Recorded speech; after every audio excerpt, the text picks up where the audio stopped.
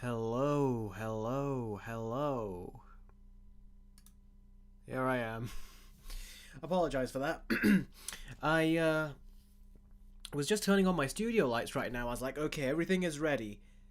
And then my right studio light stopped working, the one over here. Usually I have two lights pointing at me during these streams. And yeah, I was like, well, crap. That's a problem. I was like, I hope the other one comes on. And then it turns out that the left studio light still works. As you can see, it's very bright. So usually the batteries are both in sync because I turn them both on at the same time. So very rarely does one stay on when the other doesn't. In fact, this is the first time. So yeah, one light is on, but the other one isn't. So I better put that one on charge after the stream is over.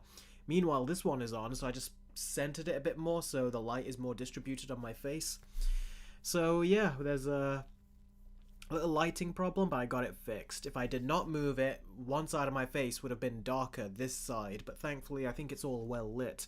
You guys let me know what you think, because this is the first time I'm just using one light.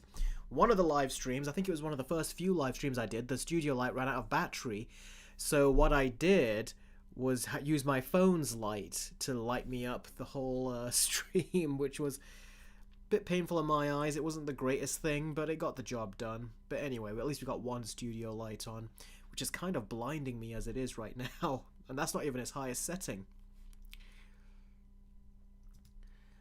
Oh really, JWK, you're watching my Killing Joke video?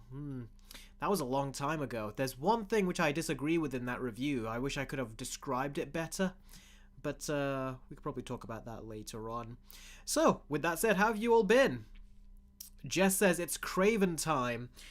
That's interesting you mentioned that because I've actually finished my Craven trailer reaction a couple days ago, but I uploaded one yesterday.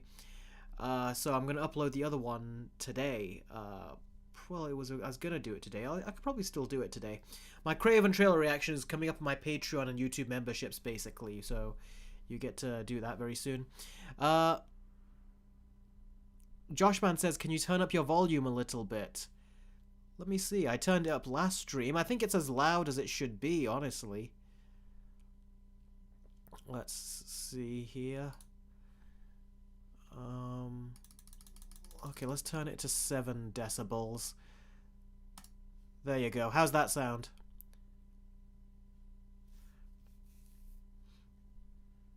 Elite, yes, I am going to be reacting to the Craven trailer. I just said I'm going to react to it.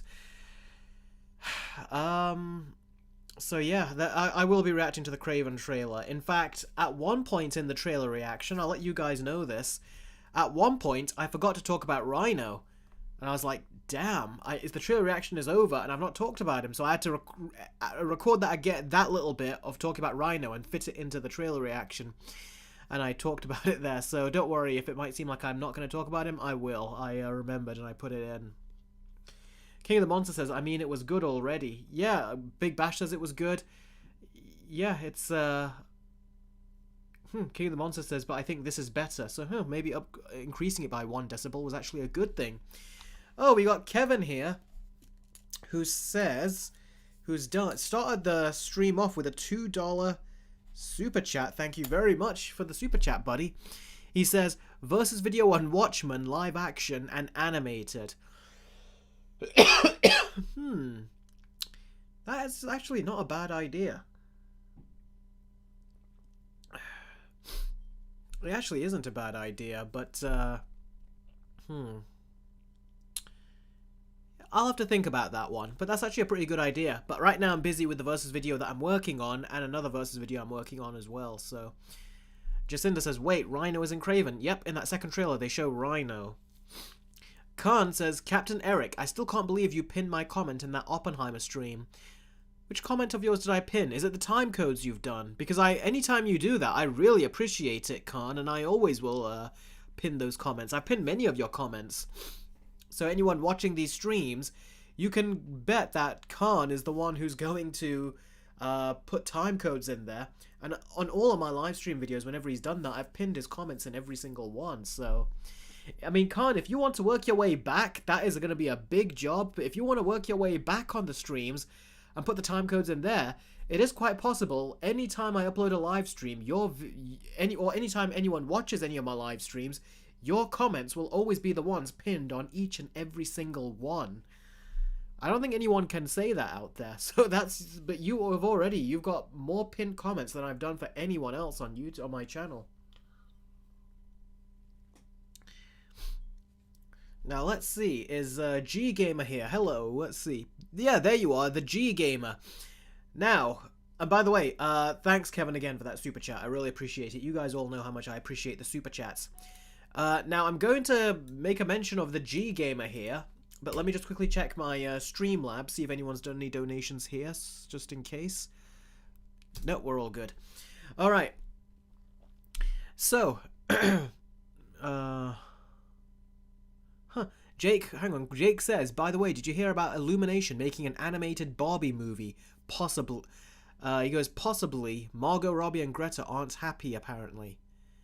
They wouldn't be happy about it. I mean, the animated stuff is always separate from the live action stuff. Just because they made a movie doesn't mean they own the animation. That's like saying Christopher Nolan got mad at the Batman show being made back in the mid-2000s because he's making the Batman trilogy. It's kind of ridiculous, that would be. Or Matt Reeves getting annoyed that there's a Batman animated show because of his. Or Tim Burton getting annoyed of the animated series because he's got his movies. That's ridiculous if if it is true and they got annoyed at that. King of the Monsters, what do you mean? Did Streamlabs' email problem get fixed? Have I forgotten about that or something? Let me know what you think about that, because I don't know what you're referring to. Oh, Big Bash says Eric is the best YouTuber on the platform. Thank you very much, Big Bash. I really appreciate the kind words. And boy, do we have a heck of 3 stories to talk about today. That third one in particular about Disney. Boy, I put evil in brackets for a reason. I mean, if you've ever had reason to hate Disney before, this is a whole other level. This is... Words can't describe how sleazy this is. So trust me when I say I've saved the best and honestly the most tragic for last in terms of these stories. Well, Kevin, you agree as well. Thank you. Oh, Cole, I haven't seen you in a while. How have you been? Remember how you didn't see my Streamlabs until minutes later?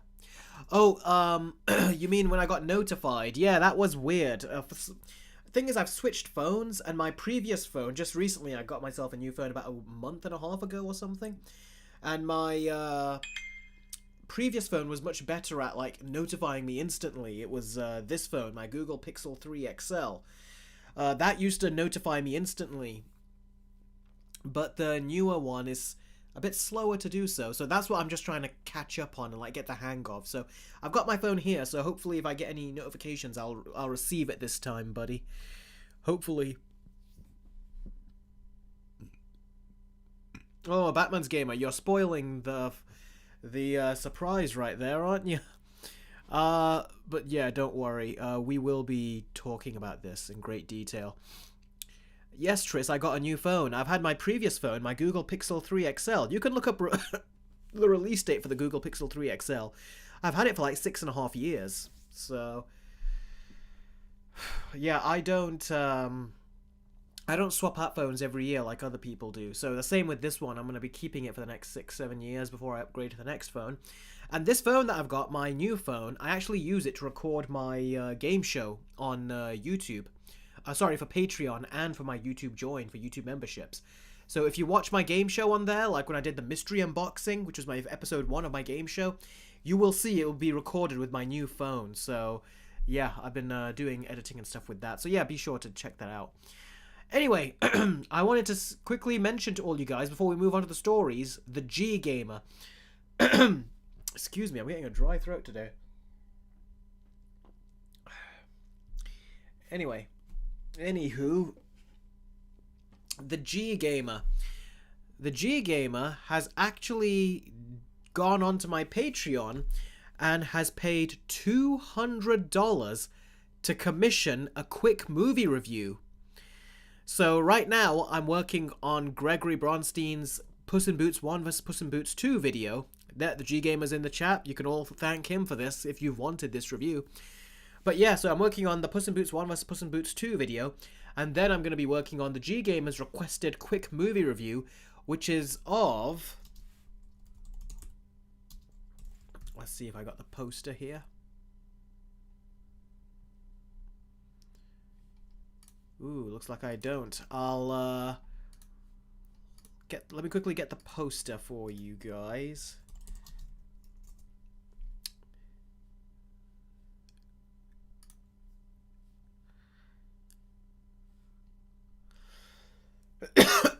So you can see exactly what video he's wanted me to commission for him.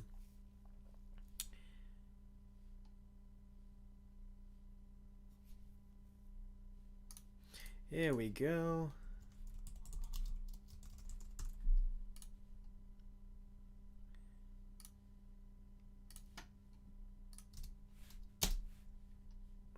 Alright, here we go. The movie that he wanted me to commission a quick movie review of is this movie right here. Megamind 2. The movie that I talked about on my Patreon when I did a trailer reaction of this, and I told you guys what my thoughts were on it and how I wasn't as mad as everyone else because I knew what this essentially was. You can check it out on my trailer reactions on Patreon, but yeah, I talked about this. And yeah, but he wants me to to do a quick movie review on this, and I haven't seen the movie. But I'm gonna have to, as always, I'll give you my what's the word I'm looking for? I'll give you my honest thoughts. I love all your guys' reaction to this. The G-Gamer, look what you've done to the chat. You've caused everyone to like vomit, basically. Like their insides on the outside. Look at all this. Captain Eric is going to be mad. Who knows? Never mind rules. Hell, Eric, how are you doing today? I'm doing very good, Fireboy. Jacinda's like, ooh, boy. God bless you, Eric. You're going to need it to review Megamind 2. A comparison video of Eric Carter's old versus videos. Eric Carter's videos today. I think I know what you mean by that. The Time Shadow says, not seen the film, but I'm very aware of its reputation. Yep, so a lot of you have wanted me to review this. Now I am. It's not going to be a versus video, but it will be a quick movie review, and I'll talk about it, and I'll try to approach it from a perspective that is interesting. Oh yeah, Nanomator, I can totally, I can't deny that. Although I technically kind of can, because I haven't seen the movie yet, so who knows. Maybe it would surprise me, maybe. I will probably have to rewatch the first movie again because I've not seen the first movie since I saw it at home with my family when I was a kid. So I need to see it again and then I can watch the second one and really see, you know, what we're continuing from and what the first movie was like. Because I remember a lot of stuff in that first movie, but I also forgot, I've forgotten even more things about it than I do remember. So, yeah. AGN, yes, it will be on YouTube. Definitely, this is a video that will come to YouTube. If anyone wants to do a versus video, wants me to do a versus video of this, that's what the commissions are for. I've got a versus commission as well, but $200 gets you a quick movie review, and that is what the G-Gamer has done. So, if any of you wanted me to review this movie, you can go ahead and thank the G-Gamer because he's now made it possible. After Puss in Boots 1 vs Puss in Boots 2, which I'm working on, we'll do it then. So next coming up is Batman, the Caped Crusader versus Batman the Animated Series. Then after that, it will be Puss in Boots 1 versus Puss in Boots 2. And then it's going to be my quick movie review of Megamind Rules. The G-Gamer, you did foreshadow this in a previous live stream. I'll have to look at what that comment was because I can't remember. Oh, look at that. We've got a £1 Streamlabs chat from someone. Ali, you must be joking. He says, hot take, Megamind 2, then Megamind 1. So that's how he's putting it in order. Okay, now Big Bash, you guys are just trolling me. Big Bash says Megamind 2 and then The Dark Knight. You really know how to make it hurt, Big Bash. You really do. Batman's Gamer, you missed my video's release slate. I said it was going to be Batman the Animated Series versus Batman the Cape Crusader. After that, it's going to be Puss in Boots 1 versus Puss in Boots 2, and then it'll be my Megamind Rules quick movie review.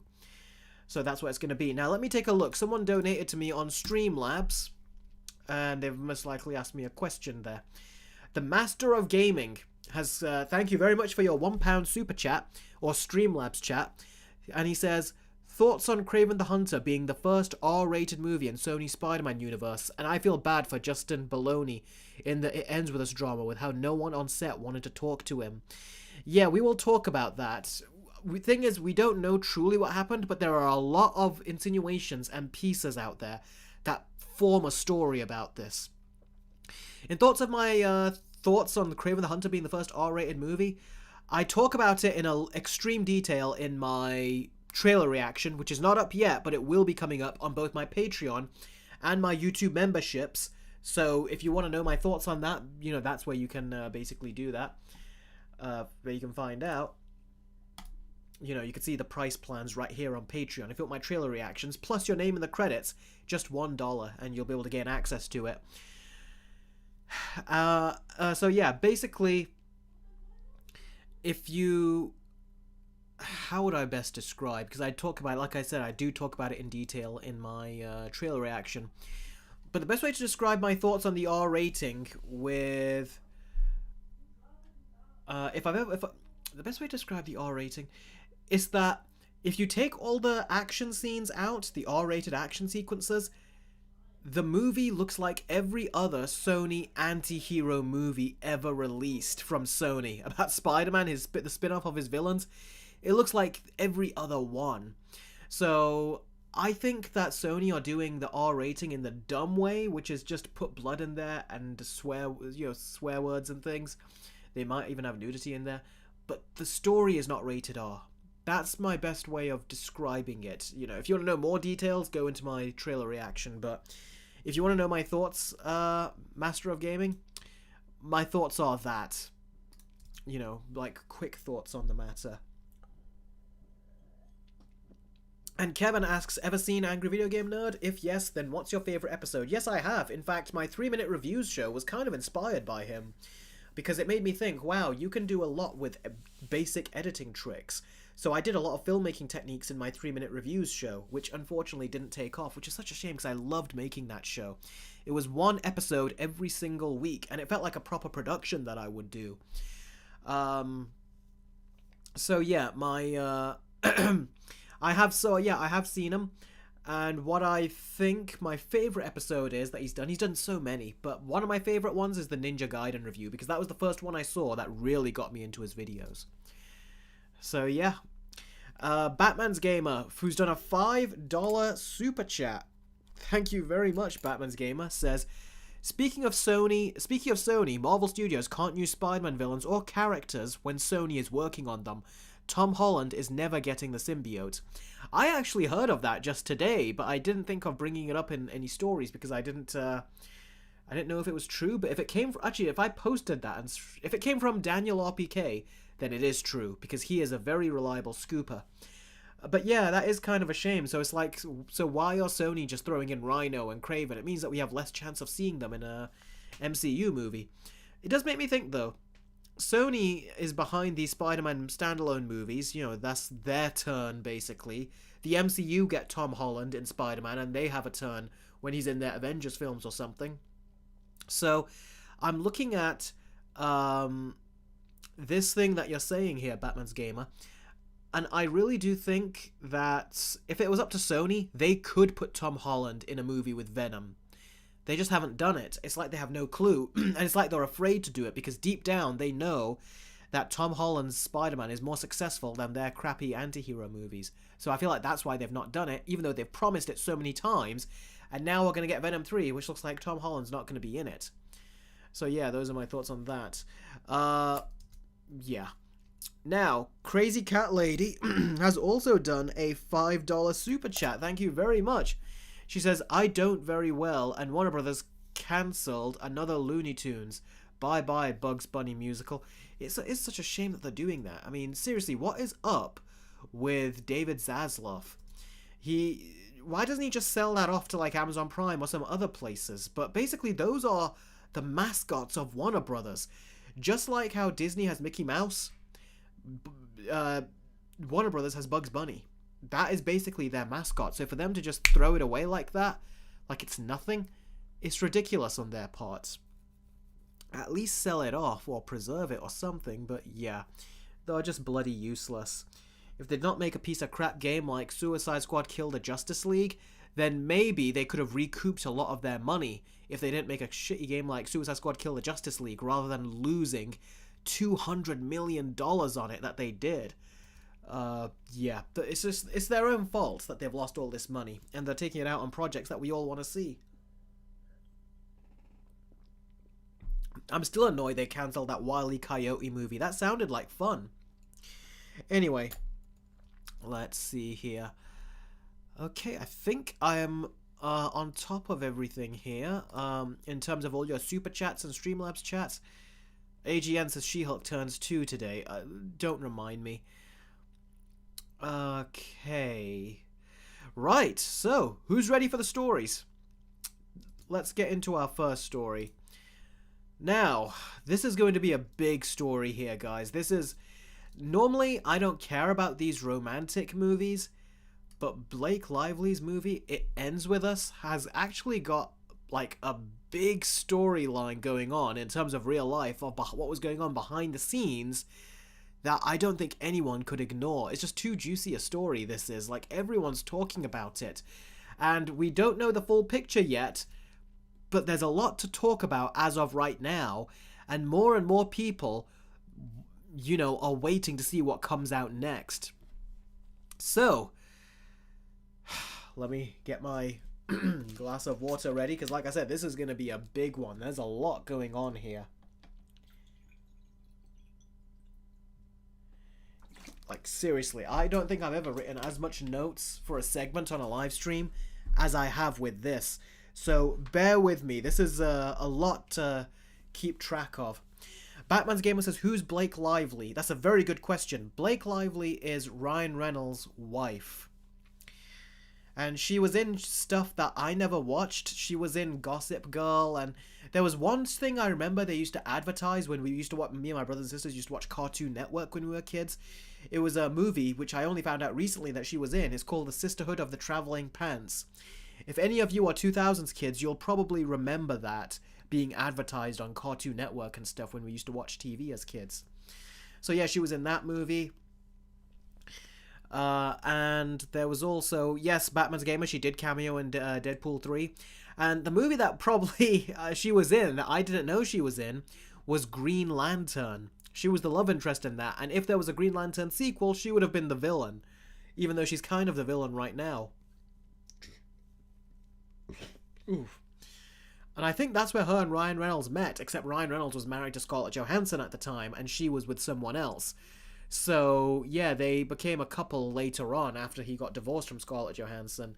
And then, you know, and I think there's like an 11-year age difference between the two of them.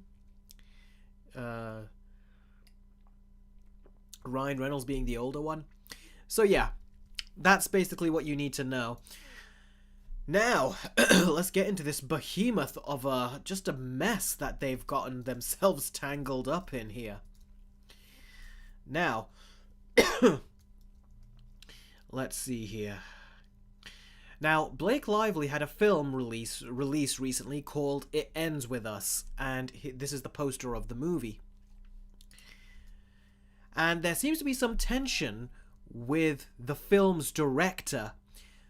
And this is the film's director, and right next to him is Blake Lively. This guy's name is Justin Baldoni. Now, Justin Baldoni, whatever it is, something clearly happened behind the scenes, because the cast, and even the writer of the novel, It Ends With Us, is based on a novel. The author of the novel has unfollowed him from social media, and so has the cast. And people all noticed this and found that to be very suspicious. And their suspicions got confirmed got confirmed when on the red carpet, none of the cast took photos or had joint interviews with him during the whole red carpet. He was left to promote the movie alone. And this caused a lot of people to think maybe there is something that's going on, because this is just unusual. After that, some information came out soon after that the director is being accused from anonymous sources that he fat-shamed Blake Lively on set, and that he got so into playing his character, because he's playing a character in the movie as well, that he became his abusive character. So basically, this movie is very much about domestic abuse, even though Blake Lively is basically out there advertising it like a rom-com. In fact, all of us thought this was a rom-com. I didn't even care about this movie, but I saw posters, I saw articles, I saw it being advertised, and even I thought that this was some kind of rom-com. But it turns out it's not. It's meant to be a more serious movie, and I'm not going to use that word where I just said, DV, domestic, that, because YouTube gets funny about words. So just to play it safe, I won't say it again. I'll come up with something, and then I'll call it that instead. You guys will know when I reference it again. Anyway, so yes, these anonymous sources came out that he fat-shamed Blake Lively on set, and that he got so into playing his character that he became his character. Now, that sounded bad, and what really made the story blow up was that despite saying all the nice things he did on the red carpet about Blake Lively, even suggesting that she direct the sequel and that he doesn't direct the sequel, everything went very suspicious when Justin Baldoni hired a crisis agency, the same one that Johnny Depp hired. Now this got people to look into the situation, and they start to notice some rather interesting details and information. Now, let's fill this in with some context first. The director, Justin Baldoni, who also acted in this film, he bought the rights to the book. So he bought the rights to the book, which was step one. He hires Blake Lively to play the lead female character in the film, which is step two. And in that process, Blake Lively became a producer. I don't know if this was something that he did or something that she managed to do and work into her deal. But regardless, she's a producer now, so she's not just an actor in the movie. And Blake Lively has a different idea of how the story should be told. The author of the novel now, she is a woman, and she agrees with Blake Lively and disagrees with the director, who she was all in talks with, and she was in such agreement with the director that she allowed him to buy the movie rights. But now Blake Lively doesn't agree with the director, and the author agrees with Blake Lively. So it's what is happening there? There's a disconnect. And this has led to arguments on set, which were recorded by bystanders. Do you know whenever you see footage of movies being shot, like Deadpool, Wolverine, or any movie, and the actors are on the streets filming, you always have people using their phones and recording the whole incident, don't they? Apparently, they recorded some incidents as they were shooting, and the stuff they recorded was of these two arguing, or in what looked like arguing, or in one case, it was actually Blake Lively telling him how to no, this is how you're supposed to hold a woman or embrace a woman. Which, to me, I was that seems more like it's advice, that seems like healthy advice, but people seem to look at that and say, no, there seems to be more to it. So who knows, maybe there is, but on that particular one, I didn't see it. But there was one point where it did look like, I think it was through a cafeteria, someone was recording them, they were in the streets, and it looked like they were actually arguing, they were not on good terms, he was actually raising his voice to her, he kind of just had enough. Because as the director, she should be listening to him. But for some reason, she clearly was trying to take control, is what it seems like. Now, that's now you get that information, right? Now, Blake Lively to continue on with the disagreements that she has with the director, Blake Lively markets this movie as a rom-com when it's actually a domestic... I can't use the actual word. It starts, because I don't know if YouTube will like that or not, but I'll call it this. Blake Lively markets this movie as a rom-com when it's actually a domestic orange juice movie. There, do you get that one? What I'm trying to say there. It's a domestic orange juice movie. And being that kind of film, people did not appreciate how jokey Blake seemed to be during press for the film. With even her co-star during interviews, if you look at interviews that she does, you can look it up on YouTube. I wish I could actually show it to you. Give me a second. Let me see if I can actually find it.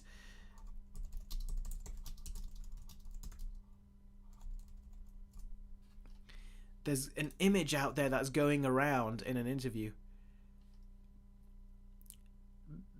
Basically, the word abuse, basically, is what I mean. So domestic orange juice, domestic violence, that's the kind of thing. You got to be careful. I'm sorry. You guys know what I mean when I say you got to be careful about what YouTube does. Batman's Gamer in the chat has got it. It's the abuse word, or violence. You got to be careful with these words because YouTube don't like those for some reason. Anyway. Let's find... Ooh. Okay, I can't find it. That was my bad. Abuse juice. That's right, Jake. That's a good one. But let's just call it domestic orange juice. You guys all know what I mean by that. That can't get by the censors in a wrong way. Oh, JWK says, I know what you mean. Yep, Selena, you're definitely right there. But that's why we build up to the bigger story. This is still a big story in of itself. So yeah, people, meaning audiences, they are not happy with Blake Lively acting like this is just a random rom-com type of movie when it's really about something far more important and far more serious.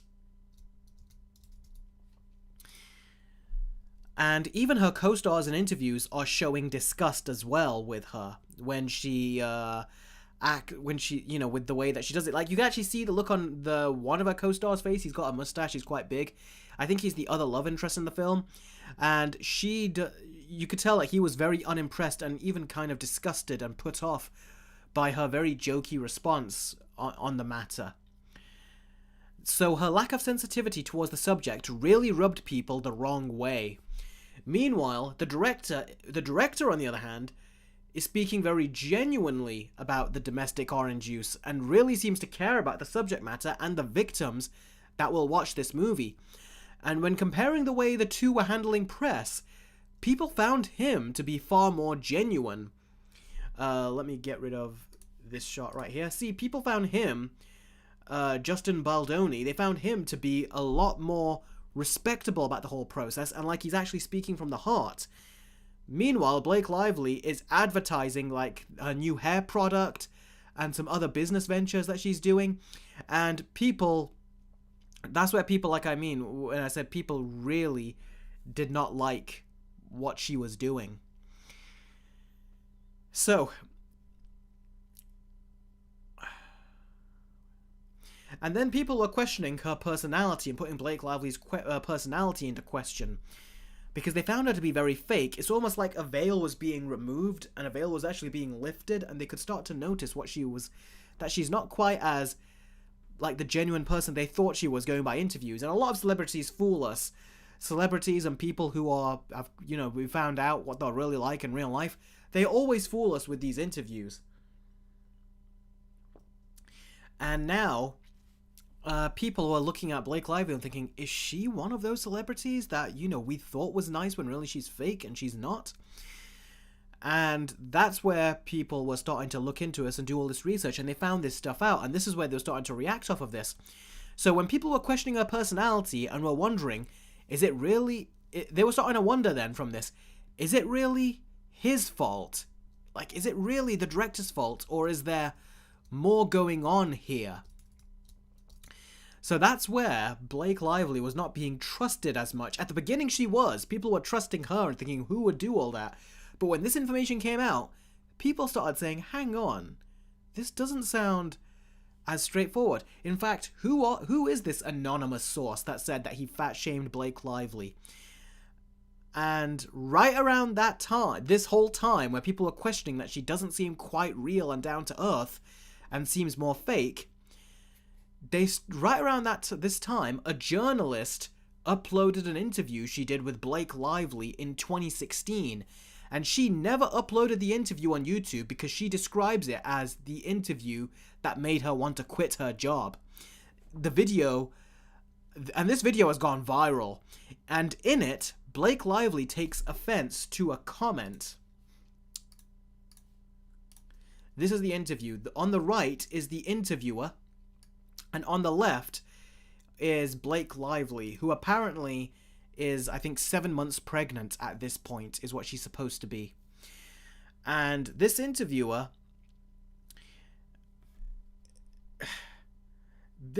asked her a very simple question, and it was a congratulatory question.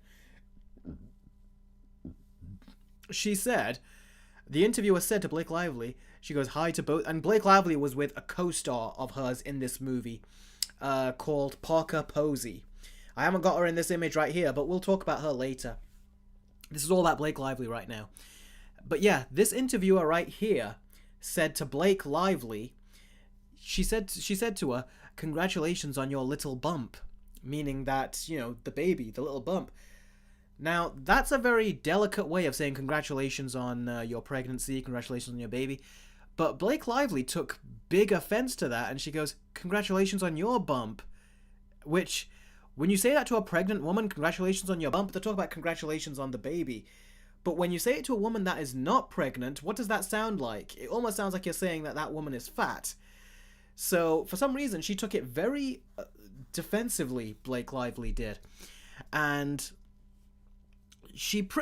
from that one point right there, she pretty much, you could tell, like, something had like just turned on in Blake Lively.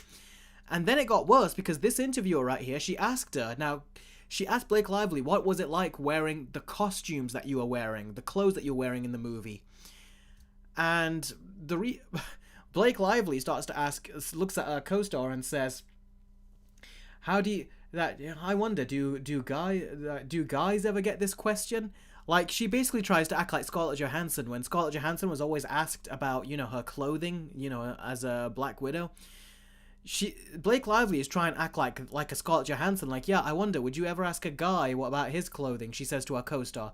And this interviewer goes, I would. And then, all of a sudden, the two, Blake Lively and her co-star, are not even looking at the interviewer, and they're both just having a conversation and acting like the interviewer is not even there.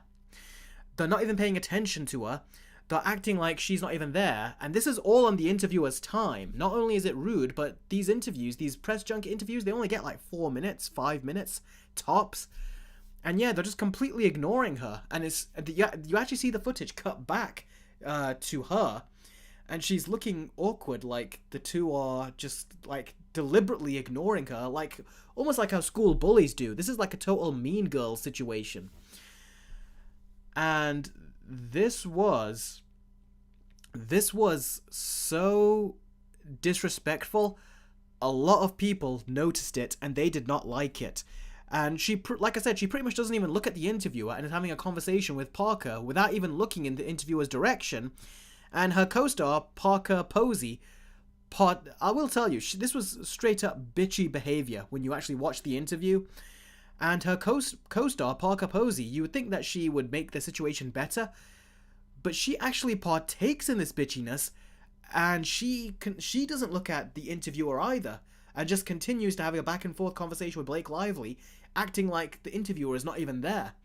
And then, to make things worse, when the interview is over and the interviewer says, well, that's all, like, you know, I've got, thank you very much, and she leaves, you see the two of them. Blake Lively tries to keep on a straight face, but you could tell she's still in that bitchy mode. But Parker Posey, she does an absolutely disgusting eye roll at the end of the interview. And I remember, I was like, whoa, what the heck was that? Like, Parker Posey came off more bitchy than Blake Lively did. And she wasn't even mean to Parker Posey. And by the way, what was weird about this whole them getting annoyed about the question of this woman asking them what were the costumes like, the reason she was asking them what are the costumes like in that movie, what was it like wearing those costumes, is because it was a period piece movie. Period piece movies means that they have to wear these really, really, really old-fashioned clothing. So she was asking them what was that like. That's totally understandable, but she was trying to play it out. Blake Lively was trying to play it out like she's Scarlett Johansson, where that sexualizing and asking her about their costumes, but she wasn't. That was a disgusting interview, and that interview's gone viral. Last I checked, it had well over 1 million views. When I watched it, it had like 170,000, 230,000 views, something like that. But now it's gone completely viral. She even got interviewed by TMZ about that interview. Batman's Gamer, yeah, the interview is on YouTube, and it's basically, you know, this interview where you see them dressed like this.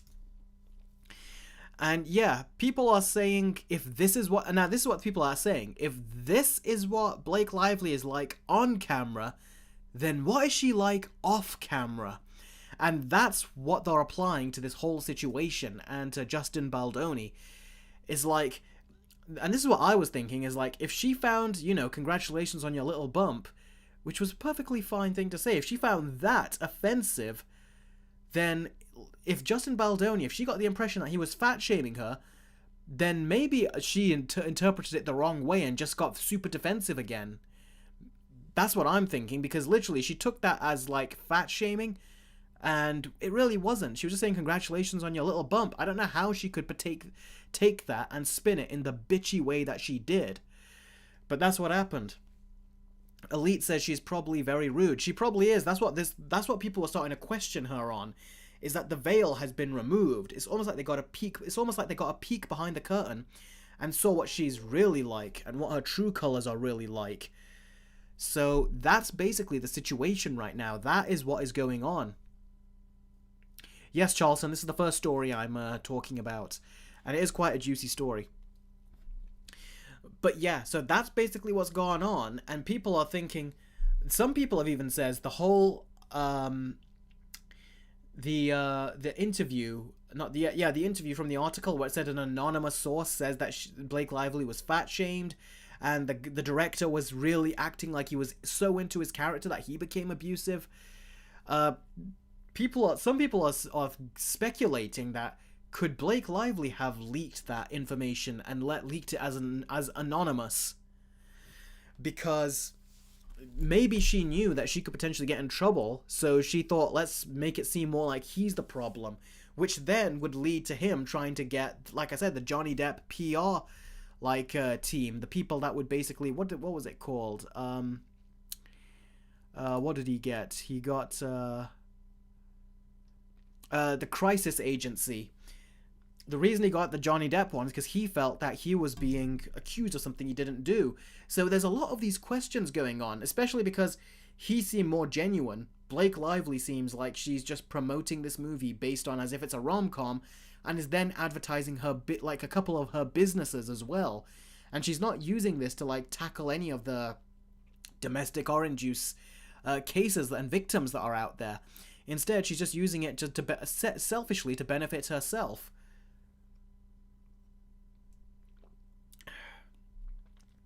So that is the interesting thing that is going on in this whole thing, is that people are like, okay, Blake Lively now seems to be the one that is fake, and the director is the one that seems more like he's real.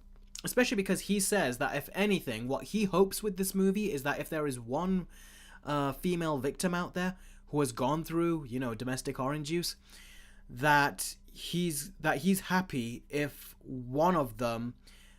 just one of them could benefit from this movie and get out of that toxic relationship, then he feels like he's got his job done. So he's been describing it in very good ways, but then you get Blake Lively, who's all about advertising her hair product and, you know, her businesses and whatever, and making jokes about this whole film as well. So yeah, those are the two kinds of sides of people that you have here.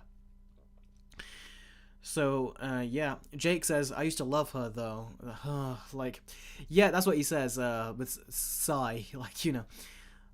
Yeah, we've all had that feeling where we think, oh, this was such a nice celebrity, and then you find out something ugly about them, and then you find out, yeah, they're just fake. I mean, have you seen how many Zionist celebrities are out there? The ones you thought were nice, and then you find out that all of a sudden they partake in all of this stuff where it's like they just act, that normally they're so on the ball in terms of analyzing, like situations that are going on out there. But then all of a sudden with this, they with Ukraine, they're like, yep, that's wrong. But then with Israel and Palestine, they're like, yeah, who cares? What on Israel's side? It's like, that's not how you would pick it if it was someone else, but that's how you're picking it here. Almost like you're like with a lot of these Hollywood types, it's like almost like a cult mentality. So, yeah, there's this lack of trust that people seem to have. Yep, Batman's gamer Gal Gadot. Oh, Master Combatant, I haven't seen you in a while, says, hey Eric, sorry I'm late. And has a $2 super chat. Don't worry at all, buddy.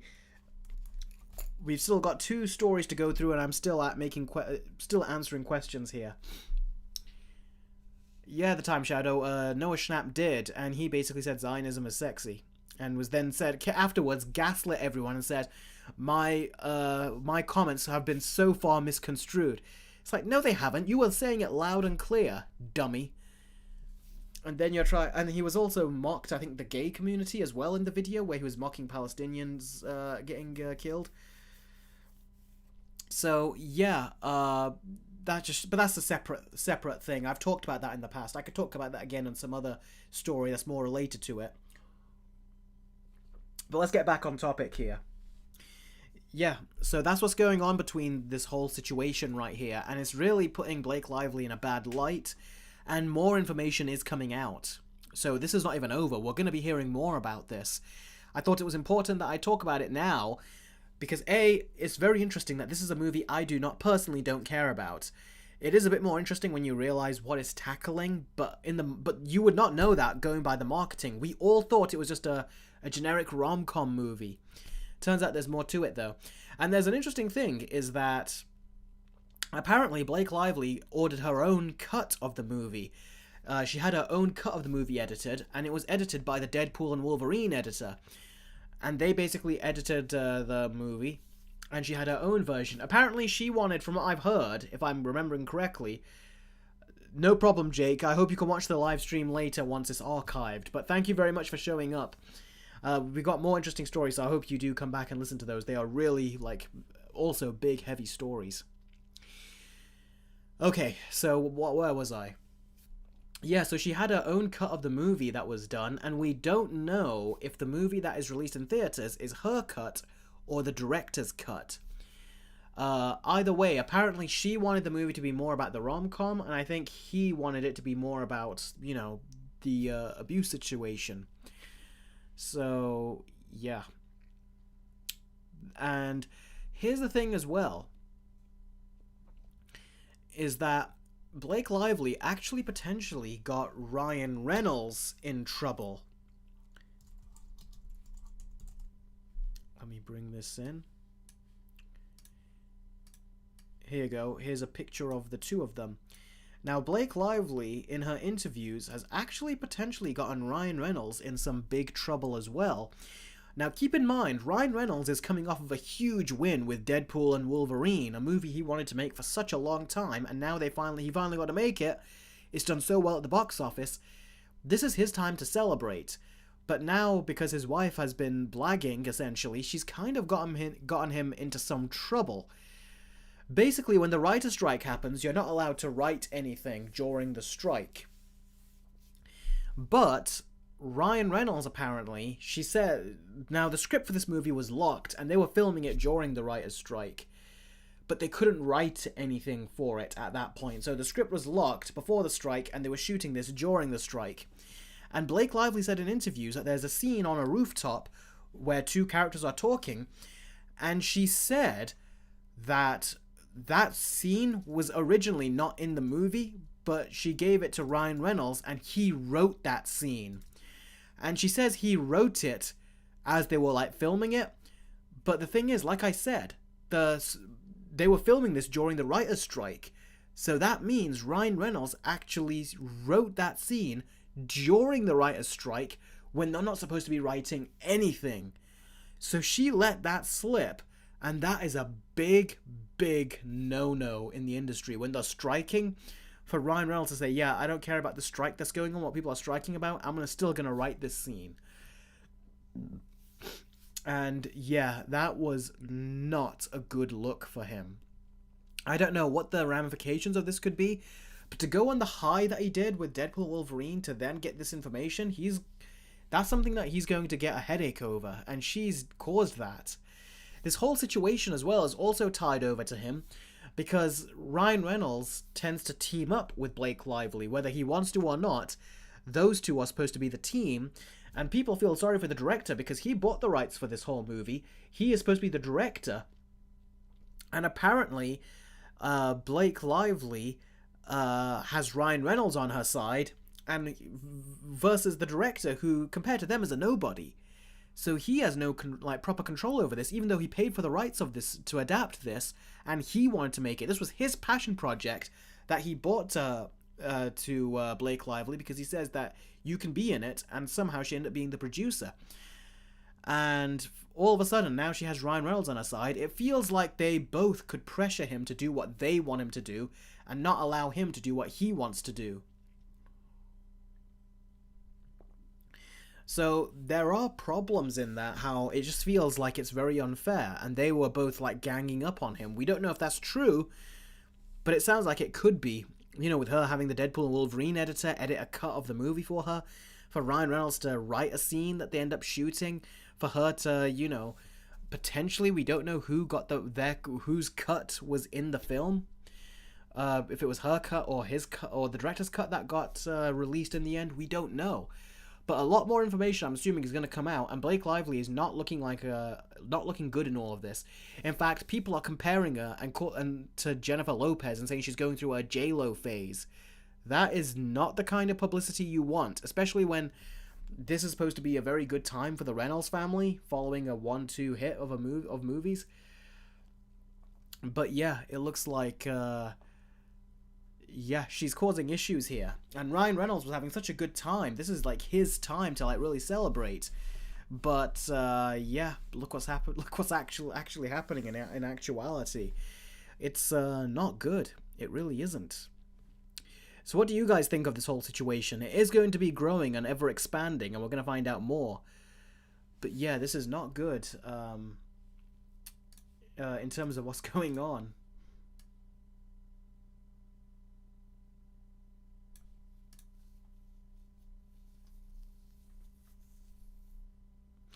Big Bashers, I thought the director was the weirdo. Surprised it is turning out different.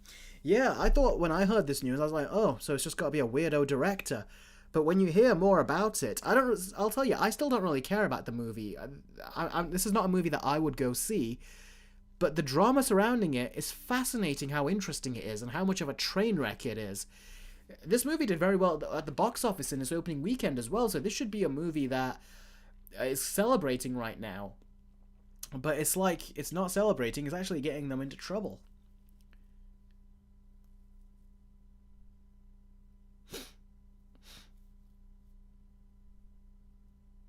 I doubt their kids are going to be bullied in school for this. This is more of a Hollywood thing. Johnny Depp's kids were being, it was being brought up to them that your father is a this and a that when Amber Heard let that information out. This is not that. I don't think the kids would get in trouble for that, because this is more of a Hollywood thing, whereas Johnny Depp's thing was more of a societal thing, like, that he was potentially beating her, which he wasn't.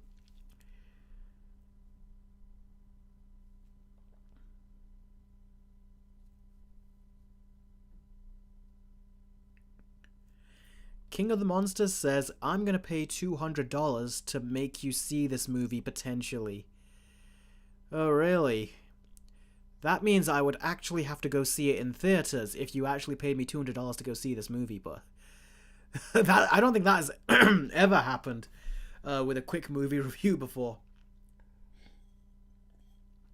But hey, all of that donations, it really does support the channel and support me. So yeah, if you were to do that, I would happily go see the movie to review it, if that's what you want me to do.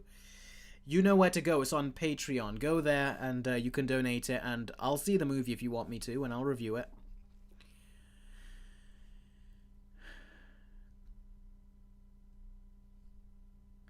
Yes, Jigsaw, I saw that news, and we'll move over to that story next.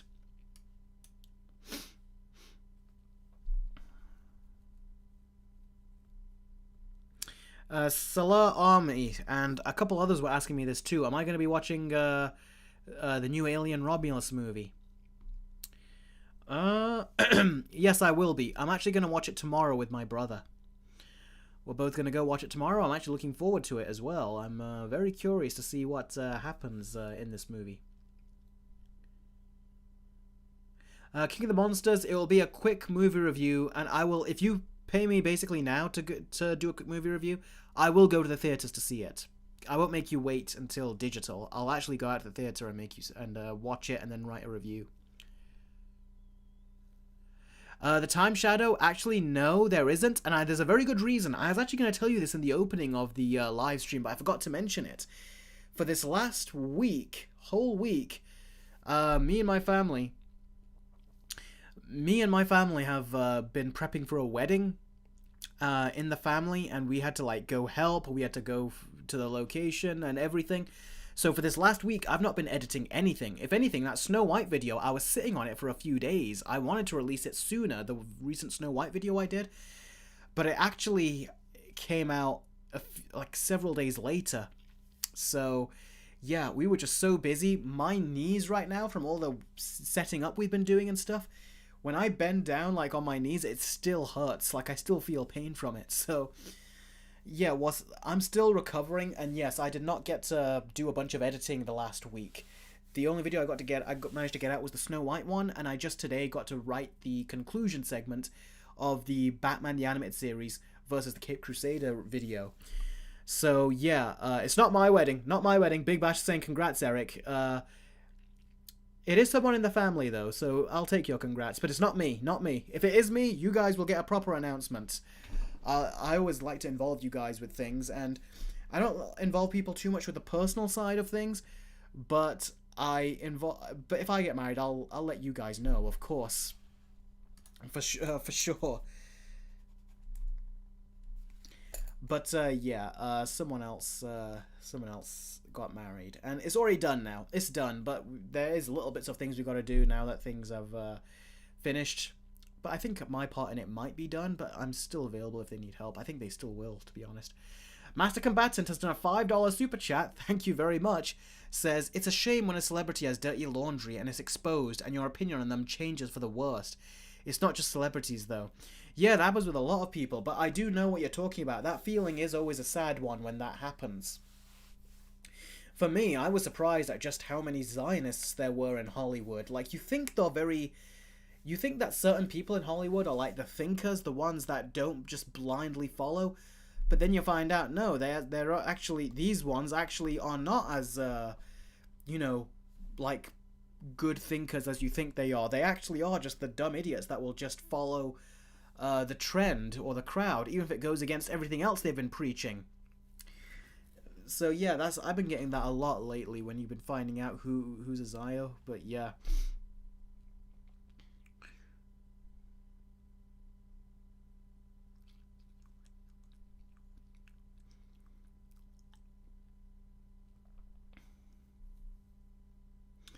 Batman's Gamer says, good stuff was said about the new Batman show, but the only controversy is Penguin being a woman. Yeah, especially because you find out that Bruce Timm just basically said that, yeah, the only reason I did it was because there are no good female villains. Even though there are, and if there aren't, make them. The animated series made several of them, and the one that did really take off in an amazing way was Harley Quinn. A character that Bruce Timm just continues to screw up to this day. So it's like, there are good characters there, you just didn't want to bother making a new one, or writing ones that you wrote in the animated series and try to reinvent those newer ones. So in the end, what happened? He just went for the lazy route, and now we're all gonna call him on it. I don't like Bruce Timm. He really is pathetic at this point. Yeah, Batman's Gamer, and there's plenty of others too. Okay, guys, that's the Blake Lively controversy. I'll keep you updated if there's more information, but as of right now, that's all I know. And yeah, if you watch that interview with her, with this interviewer, it's a disgusting interview. It's a disgusting display, what she does. And yeah, that kind of shows her true colors and what she's like. Jess, well, how did this stream make you cry? Have I missed a comment? Jess says, Eric, this stream feels controversial and it makes me nervous because when it comes to actors with their personal issues, that is something that I don't ever talk about.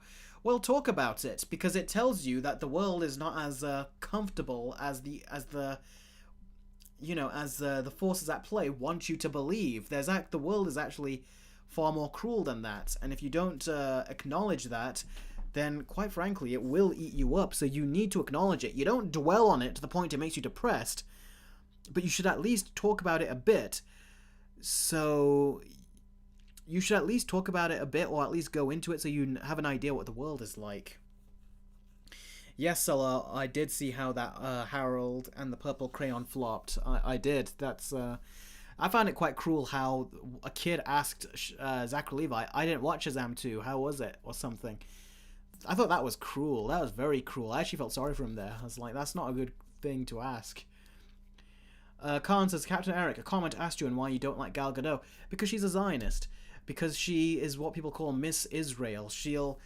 Like, there's at one point, there was, the IDF going in and basically using tear gas and harming innocent Palestinians. Was it Palestine? I can't remember. This was a while back. Basically, they were throwing tear gas at them when they were fasting. And this was at night. They were unarmed. It was men and children, and there were even women there too. And they, from what I remember, and they threw tear gas, and yeah, it was. And then she was acting like, "Oh, my poor family are going to war." It's like, no, they instigated it. And then there's other stuff as well where she's always acting like it. Basically, she talks about all this stuff, and then you see the stuff that she supports, especially when you've seen all this stuff get debunked, when Israel say, oh no, this happened to us, and their own investigators, or there's certain people on their side, like reporters or whatever, who basically come out and say, yeah, that did not happen. And they still act like it did happen. It's like they're trying to portray themselves as the victims. And she is the one who is just so tone deaf to it, and constantly tries to act like, yeah, they're the victims, even though they're the ones that are doing all the murder and doing all the stuff. That's a separate conversation. I've actually done a video where I've talked about that, but this is not one where I want to delve into that, because I like to properly prepare my points. Right now, I'm not prepared on it, and my mind is actually on not only on the story I've just talked about, but on the upcoming story, so I should best talk about that when I'm properly prepared. Oh, Sarah, great to see you join the live stream. It was great to actually chat to you on the comment section too. I didn't know. I don't know if you changed your profile image, but earlier I didn't realize that you were a constant viewer and that I had replied to your comments before. Maybe you changed your profile picture, maybe your name, I don't know, but I'm gonna remember you for sure if you keep your name intact. I'll be able to remember. Let me write this down. That's a $12 super chat. Thank you very much for joining the stream. It's great to have you on. And Sarah says, hey Eric, I made it. I really want to know what you think about the movie The Thing. It is one of my favourite movies and I'd love to get your opinions on it. Very good question. I really like the movie The Thing. It disturbs me to no end though. That movie has some of the best practical effects I have ever seen in my life. I don't think I have ever seen practical effects that disgusting. And there are a lot of movies to pick from that have gross effects in that way, but the special effects here was just so disgusting, and the sound effects were so haunting. That movie, I liked it, but damn was it so depressing. And yeah, it's one of the most grossest movies I've seen. But yes, I really do enjoy The Thing. The prequel, I didn't mind it too much. I didn't love it. It doesn't stand a chance to the first movie, the original, but I thought it was still fun. But yeah, fantastic question, and I do like The Thing. It's probably one of the most goriest movies. Yeah, no problem, Big Bash. I don't... You see what happens. Yeah, Robin, she's... The role of the evil queen for her is very fitting. Thing is, you see what happens, and it's obvious what is going on down there, you know. But you have these people, even David Schwimmer, who's acting like, how do people not believe this? And it's like, well, it's been debunked, and you're acting like it's not been debunked. Israel even debunked it, and you're acting like, no, that's real. How bloody pathetic. Batman's Gamer said, this is a massive shit show the world is doing still. Yeah, it really is. Action Studio says, that's why Eric is so awesome, Big Bash. Yeah. Big Bash says, I'm leaving, Eric. Going to Dave & Buster's. No problem. Thank you for joining the stream. Okay, then. Joey, it won't be rated R. I'm telling you that Venom 3 is going to be PG-13. As the final movie, they want it PG-13. Master Combatant has done a... Ow. Poked myself with the pen. It felt like maybe it's the rough edges around the pen or something. Anyway, $5 super chat. Thank you incredibly much, buddy. Master Combatant. He says, I never liked Penguin as a villain, but gender bending him is just pathetic. Mortal Kombat 1 has also been doing this, especially in the recent DLC. I know. See if you can tell me this. Anyone who says, what's wrong with it? Ask them this. Name one female character that got gender bent into a man. If they say it's not, you know, activism or woke, or if they say it's not got anything to do with, you know, pandering or, you know, activism, ask them that question. See if they can give you an answer. There is not, as far as I'm aware, there is no character that has been gender swapped from female to male. It's just male to female, incredibly one-sided. If it was really a great creative decision, we would see it happen both ways, not just one way. The only reason it's happening one way is because there's a pattern, and because they are trying to making it as a political choice, not a creative choice. That's what the problem is there, and that's the common denominator, the pattern of behavior that can tell you right there that yes, it is an activist choice, not a creative one. Master Combatant, Batman's Gamer says to Master Combatant, why didn't you like Penguin in general? Oh, okay. Sometimes you guys chat to each other in the chat and I forget, and I'm like, oh, I think you're talking to me, but you're not. Alright, guys. That was another thing, Spirit Hero. Gal Gadot is such a schmuck in the sense that she thinks that, well, we know it's the pandemic, we know that people are struggling to get even toilet paper, they're really struggling financially, but we're going to sing that Imagine song because that will heal the world. It just goes to show how out of touch these rich schmucks can be. And yeah, all of them are no different, especially Gal Gadot, who thought that it was going to bring people alive and, like, you know, really raise their spirits. It didn't. And yeah, that also made her quite tone deaf. But little did we know, we had no idea how tone deaf she would be after that. Alright, next story, X-Men 97. Now, I still have not seen this show. I might do it at some point, and you guys can watch with me live on YouTube Join. So if you hit on YouTube membership, so if you click the join button, you'll see the first perk. If you sign up for that, eventually I'm going to try and do that with X-Men 97. I'll watch it with you guys, and you can watch it with me live. And I'll review it as well. So, yeah, Pop Culture Fan, the boys did make fun of it, and it was so funny. Anyway. Oh, excuse me. Whew, okay. Alright. Now, something happened recently. The showrunner of X-Men 97, his name is, was it Bo DeMayo? How is that how you describe it? This guy is is a member of the LGBTQ community, and he was fired right before X-Men 97 Season 1 premiered. And before it came on Disney Plus, and people were like, wait, what? How on earth does that happen? How does the showrunner get fired right before the show airs? And people found out afterwards, at least what came out, was that he was a member of OnlyFans, and that did not correlate with Disney, you know, with the image that Disney wants for themselves. Just wait till you hear about the third story on that. But that's not an image that they want, so yeah, they fired him. At least that's the story they said. People were like, that doesn't make sense though. There seems to be more to this story, but that's all we know. But recently, Bo DeMayo actually came out and says that the reason he was fired is because Disney are homophobic. And once he said that, Disney dropped some information just recently, and they fired back. And this is essentially what came out. Bo DeMeo reportedly sent... This is what Disney basically says as to why he got fired. Apparently, he reportedly sent inappropriate pictures in various states of undress to several young male staffers, striking sexually suggestive hero poses that could be used as inspiration for the show.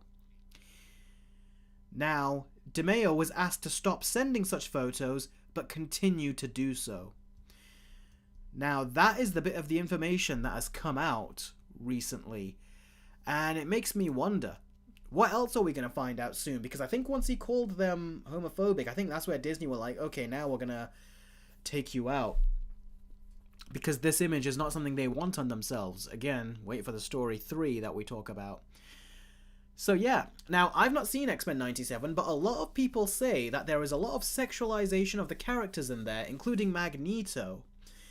And people say that this seems to match this director, who's an OnlyFans guy. This seems to match and make sense. And they're saying, if anything, they wouldn't, because there's a lot of sexual poses in the show, apparently.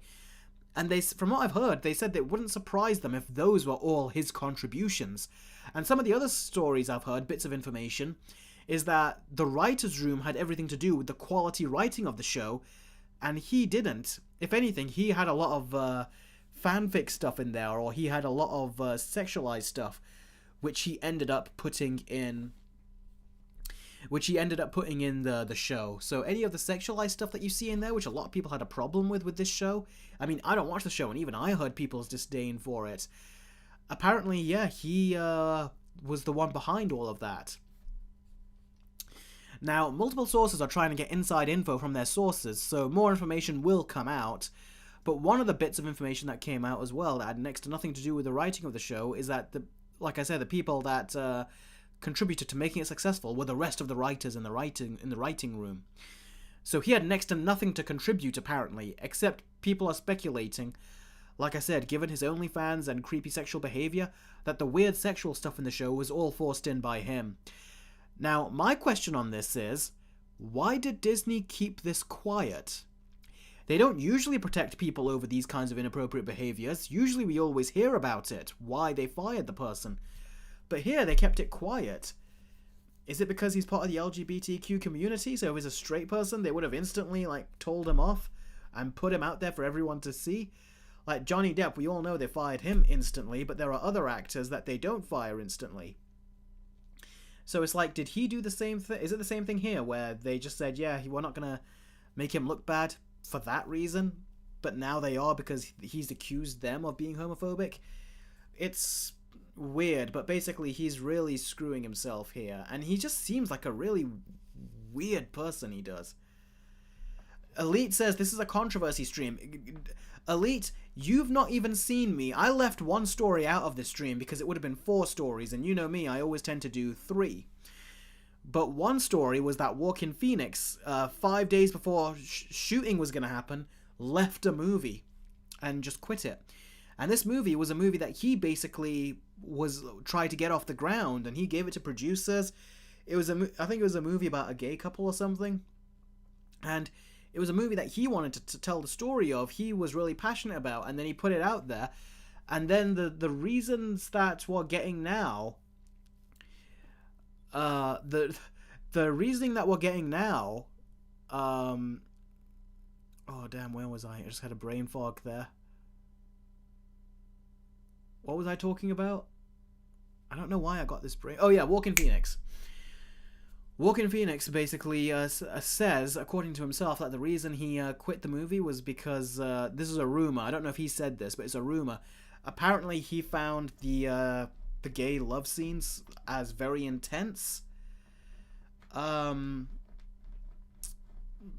yeah, that's such a weird thing. It's like, then why did you present the project, and why did you say you wanted to act in it? So he's potentially going to get in trouble for that. Charlton says, this proves the point of the message of the South Park, not suitable for children special. I've never seen that special. I don't think. How old is that?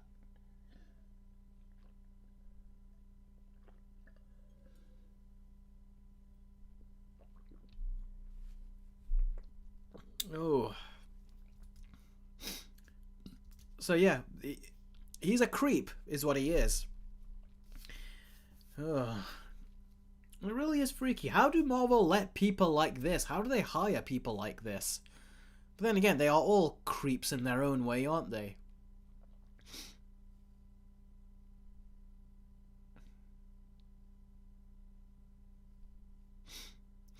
Also, Jess, you're saying you want the next stream to be positive, lighthearted, and fun? My streams can be that way, like when we talked about the box office performance of Deadpool and Wolverine last week. Was it last week or the week before? I think it was last week. But the reason why it's not today is because this is the only news we have. It's a lot of bad news that came out this week. Oh, really, Charleston? Wow. That sounds like this guy's story. It does, except Disney were the ones that found it. Ugh. But yeah, oh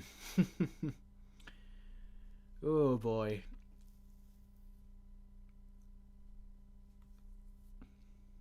Was Bob Iger accused of something, Batman's gamer?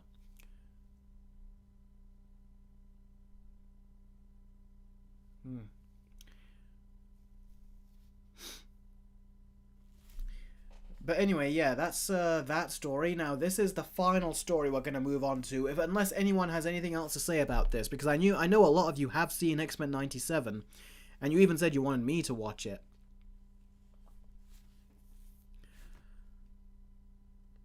Oh, Selena, you're excited about that last story? Yeah. Also, was it you, Selena, that was saying you didn't know about the whole Blake Lively controversy story that was going on?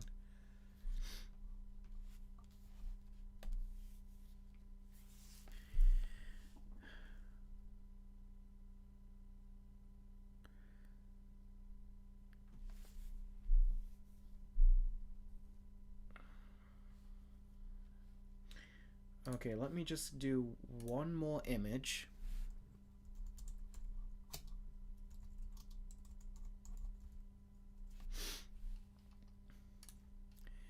Now, this next one is actually kind of a sad story. Well, not kind of, it is a sad story.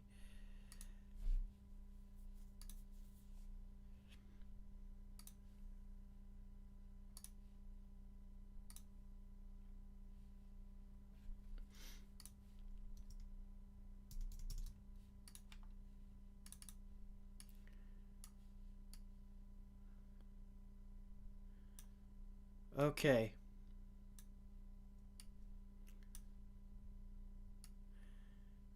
Now this is a story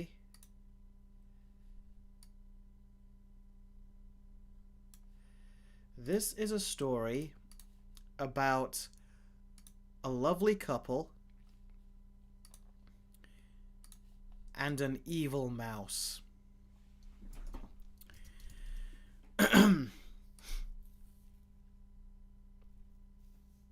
Now, here's the story.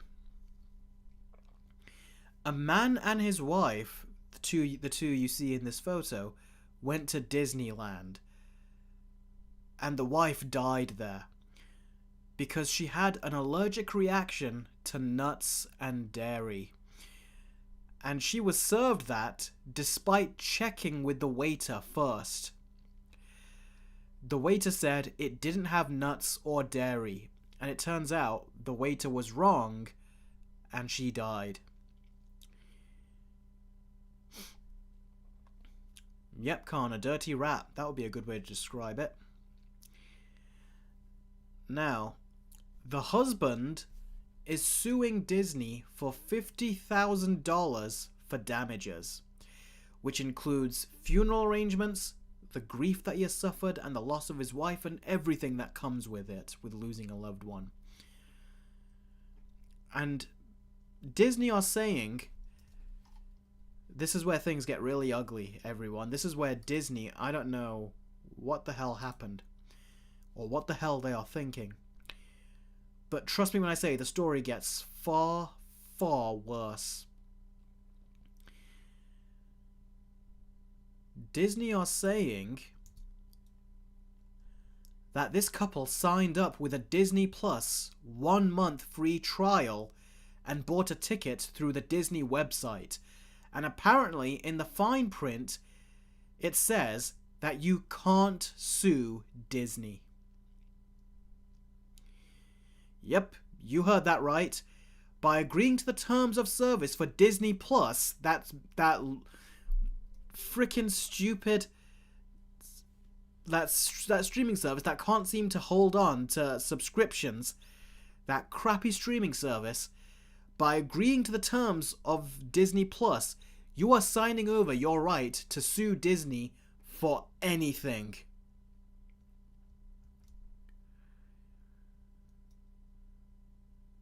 Your guys' reactions is exactly what my reaction was all at once when I heard this story. I have nothing else to say. What bastards. I mean, first Disney filmed their Mulan movie, their live-action Mulan movie, next to a concentration camp in China with the Uyghur Muslims.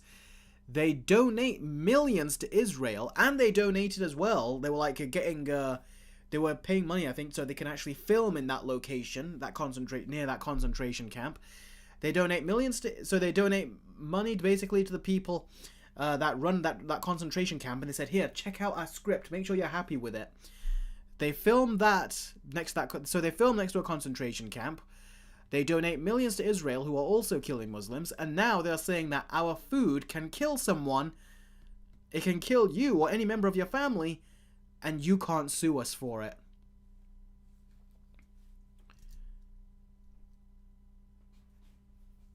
Jacinda says, what kind of studio would do something like that? I know. Boycott Disney, protest and boycott Disney now. Oh yeah, Charleston, I'm not going to talk about that episode, but I remember seeing that one. Yeah, that was a funny episode, but I think this actually goes beyond that one. But it does, I do see what you mean with sign the contract and the fine print and everything. But yeah. And this is the thing though. Why are Disney doing this? For what? Just $50,000? That's pocket change for Disney. Like, pocket change. Yeah, we just pick up change and just see like about a couple quarters or like just a 50 pence or something. Like, just change. Like, that means nothing. That's what $50,000 is for Disney. And they are so freaking tight that even for their own negligence, they are not going to pay the man. They're not going to pay the man who is asking for a very reasonable settlement. I mean, if it was anyone else under the circumstances, they would have asked for so much more. Millions even. And they would be warranted in asking for that much. But just $50,000 and they're still saying no. And keep in mind, I can see that all of you are getting very emotional to this, and me too, so I could totally understand this. But keep in mind that this applies to everyone. This could have been any one of you who has loved ones that went to Disneyland and have a Disney Plus subscription. Disney could have pulled this crap on any one of you. So if you go to Disneyland and one of Disney's rides malfunction and causes an injury to you, or worse, Disney are saying that you can't even bring a lawsuit to court. You can't even bring a lawsuit to court about it because you got a trial on Disney Plus, or because you signed up for Disney Plus. This enables Disney to avoid accountability for negligence, misconduct, and everything else of the sort. This is so sleazy. Do you hear how these movie studios say, do not pirate our movies, it is a criminal offense. Do not even record footage from the theaters. This is immoral and illegal and a serious crime, and you could go to jail for a crime like this. These are the same people that have actually killed someone, or let someone die, in their own parks, and they are saying, yeah, you can't sue us. This does make me mad, because we talk about how Disney screwed up our we always talk about how Disney screwed up our favorite movie franchises and stuff, but that's nothing. that's on a different, that's on a like entertainment based discussion. That's on a whole lower level. And that's just entertainment. Here, they are actually accountable for the death of a woman, and they are saying, yeah, we are going to have no accountability for it. You can't sue us. Now, don't pirate our movies. It's immoral and illegal. I mean, F off, Disney. Seriously. They really are the most evil company I have come across. And they keep taking these political stances about how important diversity is and how we treat diverse groups. They preach all of these moral lessons in their movies, and they talk trash about Donald Trump and other politicians. They talk trash about people who don't like how they handle certain franchises, and they call them toxic and this and that. And then they go ahead and do something like this. And they're saying they can't point the finger at anyone else. They're saying that you can't point the finger at us for anything and call us anything because, hey, it's in the contract, in the fine print, you should have read that. They know no one reads the fine print. That's what makes this even extra sleazy. They can't point the finger at anyone else now after pulling what they did here. Even though the actual toxic fans that even I don't agree with, they can't even point the finger at them anymore. Because what they've done here, this is on a whole other level of evil that I don't think I've ever seen a company like outright, like especially a family company like Disney, just outright say this or outright do this. And for what? $50,000, which to them is like just chump change. They keep talking about millions and making billions, and $50,000 is where they're like, yeah, we're not gonna pay you that. How freaking tight and how ignorant.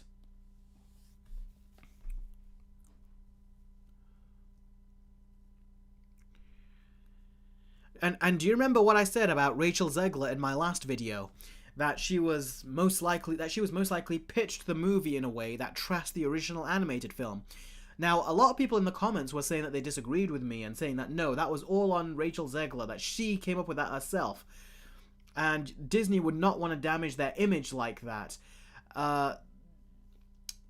And people are saying that Disney care about their image and they wouldn't let their image get damaged in this way. Well, to those of you that said that, what do you call this? Seriously, all of this, what do you call it? The fact that they told the husband that he can't sue, they let this story get out in the world, and it makes Disney look like shit. Far worse than what I speculated. They told Rachel Zegler that, you know, this is what the talking points for the movie, or this is the movie we're making, where, you know, it's not a love story and Snow White and, you know, the prince is a stalker. I'm sure they must have said that in conversations. Maybe they didn't want her to pitch it that way, but I'm sure they must have said it to her in conversations. And people are like, no, they wouldn't do that because they care about their image. Well, this is far worse than what I assumed went on with Rachel Zegler. Does that seem so far-fetched now? It really doesn't. Honestly, I'm at a loss for words with this, because usually we know that these studios don't really care, but on this level, publicly, I don't think I can remember a story off the top of my head, especially with a family company like Disney, where they've just straight out said, we don't give a shit. You can't sue us because, haha, look what the contract says. They've taken no accountability, no responsibility. It is shocking that they were able, that they think they can just put this out there and people will be like, yeah, I guess it was in the fine print, so you're right, Disney. It's like what Bob Iger, he had a very similar mentality with George Lucas when he told him that, yeah, we'll make 7, 8, and 9, write a treatment for it. And then when George Lucas signed Star Wars away to him, he threw those treatments away and was like, yeah, how about we're going to do something else instead? Because in the contract it says we don't technically have to use it. We know that's why you sold it to us, because you thought we were going to take the franchise in the way you wanted it to go. But it doesn't say it in the contract here, so yeah, we don't have to follow it because it's not in the contract. And we're not pieces of shit because, hey, it's in the contract. It shows just how out of touch these people are. It's like the fact that he even put that in his book, thinking that Bob Iger put that in his book, thinking that, yeah, I can put that in my book and I won't look like the bad guy. Just shows how out of touch and shitty these people are. They don't see things the way that we do. They try to act like we do, but they don't see things the way we do. So, yeah, this is just evil. Master Combatant has done another $5 super chat. Thank you very much, Master Combatant. And he says, I'm boycotting Disney now. That's a shame too, because I have a lot of their old projects. Yeah, it is a shame, but I just don't know what to say here. The Time Shadow has done a £2 super chat. And he says, someone start a petition on change to get him paid. I think this will go to court. I think this is actually a big deal, the Time Shadow. I think what's going to happen is that they will go to court, and hopefully a jury trial will happen. And if the jury hears about this, I think they will get pissed off as well. So I think what should happen now is that Disney fork out millions to him for what they've done. Or maybe they get fined millions or even billions for what they've done, because what they've done is just downright sick. I'm surprised they were able to get away with something like this. And here's the thing. A lot of studios, I feel like, have done stuff like this, where they've put stuff in the fine print. This is the one that really stands out, but I wonder what other ones there are. There must be other ones that are just as evil, because if Disney tried to do something, pull some shit like this, it makes me wonder what kind of shit have other companies tried to pull and we just haven't figured it out yet because we've not looked at the fine print. Jess, it really is.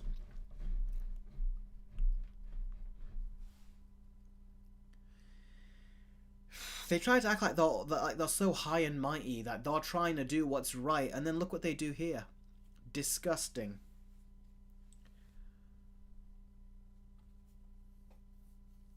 Selena says, I can't believe this has happened. I knew Disney are evil, but not this evil. Yeah, exactly. They're pure evil.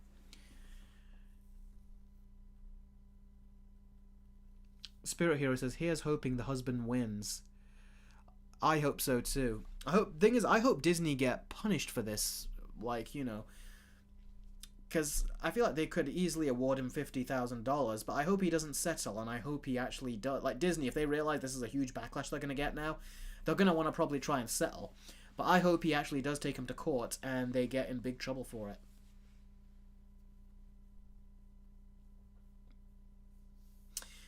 Hui Toonmore says, poor Mickey, being depicted as an evil money-grubbing monster, when in reality it is the people in charge of Disney who are the real villains. Mickey's just an unfortunate employee. That is true. JWK says, justice for the husband. I agree, yeah, justice indeed for the husband. Robin has said the first funny comment in this, where he goes, now I just want to pirate Disney's future movies. That was not my point, but you get what I was saying. It's like, but I like the joke that you've done, that now you feel like pirating them. It's like, yeah, thing is, it would serve them right if it happened. It's like, how can you say, don't do this, that's a crime? You know, us losing one copy of a movie or one copy of a show to one person or even to a few hundred people or whatever. But then a man losing his wife, they're like, yeah, you can't sue us for that. We can't be charged for it. It's disgusting. Batman's Gamer says, I hope a GoFundMe happens for this husband. I hope so too. This is a big story, so who knows, maybe it could happen. Robin says, I might have to unsubscribe from Disney Plus now. Yes, indeed. Because you have also signed up for that. Those terms where it says you can't sue Disney, you've essentially signed up for that without even realizing it. All of us have who have got Disney Plus. We've signed up for, yeah, you can't sue Disney if anything happens.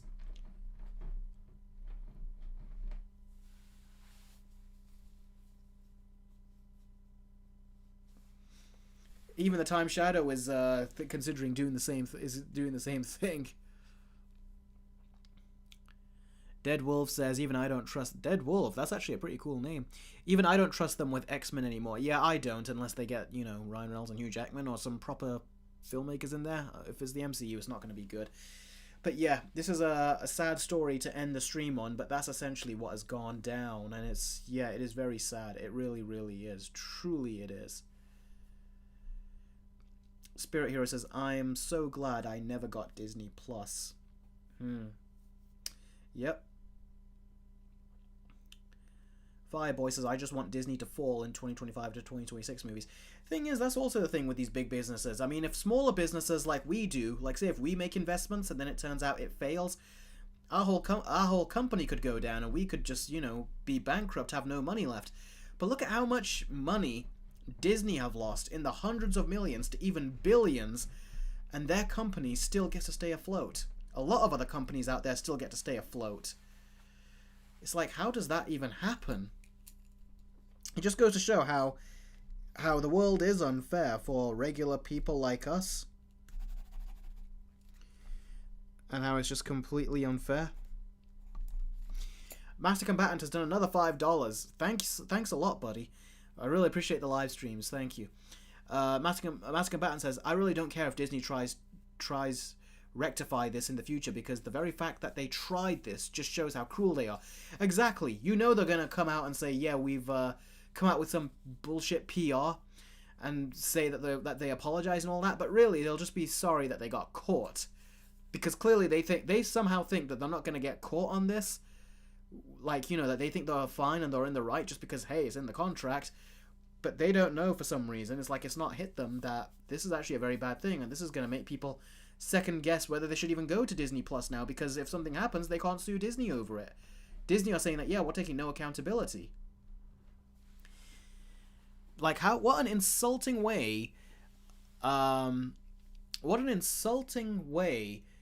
repay the customers that are actually keeping your company going afloat. It's like, that's a punishment to anyone who signs up for Disney Plus. You should be thanking them for your dying streaming service that is not getting in the numbers and subscribers you need. So when they finally actually subscribe, you should be thanking them. You should be giving them praise, or maybe giving them extra gifts or something. But to say that, yeah, you can never sue us if you come to our parks and something happens and God forbid you die, you can't sue us. Your loved one can't sue us either. Elite, I don't know if they will fix it, but they definitely should. Some kind of legislation should be put forward for this. Really, this is just a very ugly situation. This really, really is.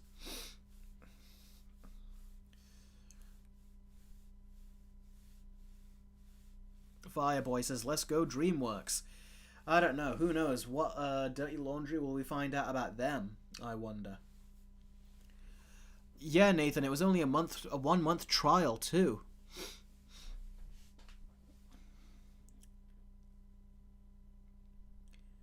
That is exactly right, Jake. Disney needs to be accounted for this. This is pure evil, this is. Do you know all those South Park stuff? Like, where they exaggerate Mickey Mouse and really make him evil? This sounds like something that would come out of a South Park episode. It is on that level of evil. Like, it's exaggerated evil, this is. Especially for $50,000? I don't know what to say. I really don't.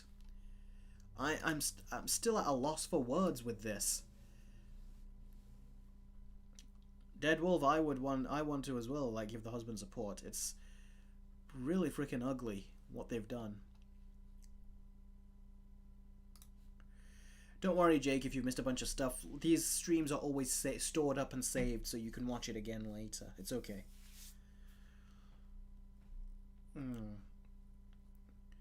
Batman's Gamer says, I'd sue for $500,000. Yeah, I think the guy could sue for far more for what they've done. Millions. Because even getting money is not going to replace a loved one like that. Money can't buy a loved one like that. That's something that is irreplaceable. If anything, you'd spend far more than that if you could, just to get that loved one back. So, yeah. Jess says, well done, Trey Parker and Matt Stone. That makes me think. Do you think the South Park guys will see this and possibly would want to make a South Park episode about it? I love whenever they do their evil Mickey Mouse thing, but I feel like they could really get a lot of mileage out of this. It'd be cool if they could. I don't know if they will, because I don't know if Disney would really appreciate that kind of scrutiny. But then again, since when has South Park cared? So...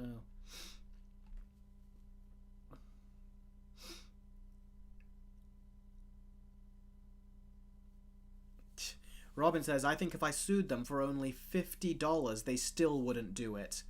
You're probably right. I think this just shows how tight they are. It's like, maybe they don't want to set a precedent. They don't want other people to sue them in the future as well. But this is a problem that's on them. It's their doing.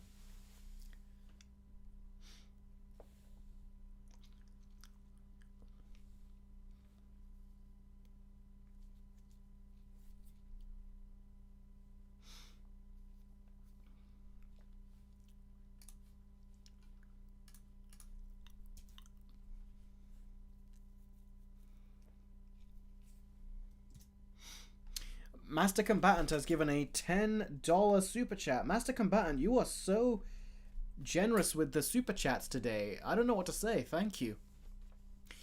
As of late, the passion and care that has been replaced with controversy in recent projects in Western media, such as Disney, just makes me want to double down using my money on Easter media. It also doubles down on making me just not want to spend any money on these companies. I mean, why else do you see when you guys say, am I going to watch something? I say I'll wait for it to come out on streaming. Because these companies get far less value when I spend, when just one viewer watches something on streaming versus paying them on PVOD and such things. Sometimes I'll do it, but most times, I try not to. Spirit Hero says, you either die a hero or live long enough to see yourself become the villain, right? I think Disney have become the villain a long, long time ago. You know, it's not just now they've been perceived as the villain. They've always been perceived as the villain with the things they do.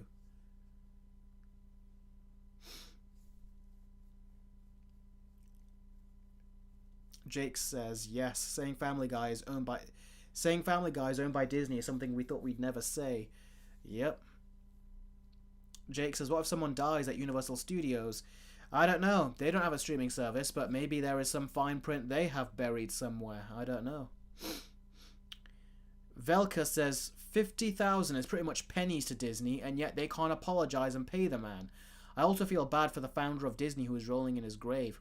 The founder of Disney, I don't feel bad for him on this one because this has nothing to really do with him. This is just policies that are being changed. You feel more bad for him when you see his his company going down in a very bad way. I guess so. I get what you mean. Yeah.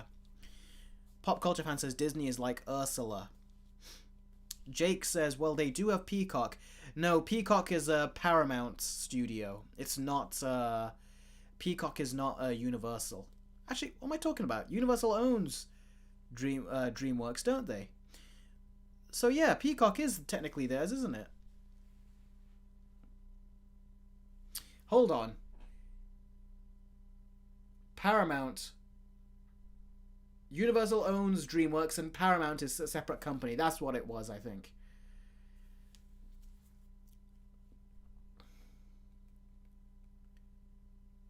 Am I remembering it wrong? I don't know why. My mind is going in like it's like a tangled elastic band right now.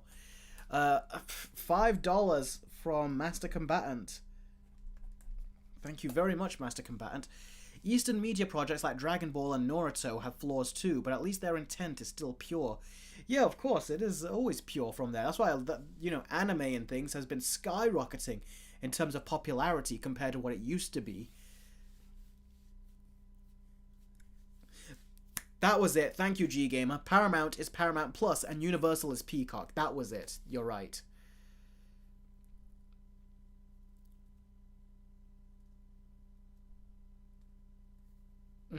You're right. G-Gamer's like, why do you think Megamind is on Peacock exclusive? Yeah, you're right. Yeah.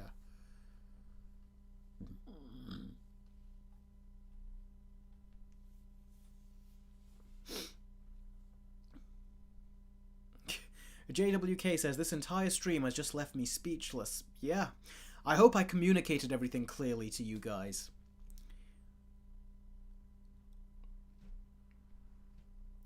Ugh. Spirit Hero says, have you heard Disney's trying to purchase anime now? They better stay the F away. I know, I have heard of that. And I was like, the reason people like anime is because it's not like Western stuff. But apparently Disney want to get anime so they can make it more Western. They're just clueless.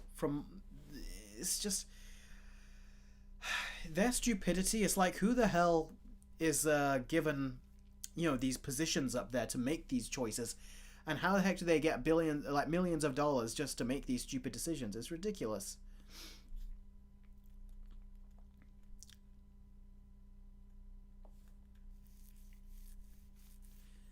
Indeed, owned by an evil rat.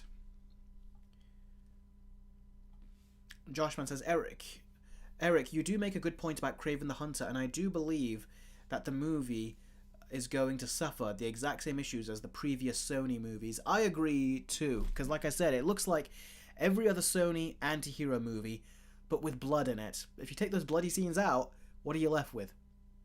Every other Sony anti-hero movie. So yeah, I don't trust it.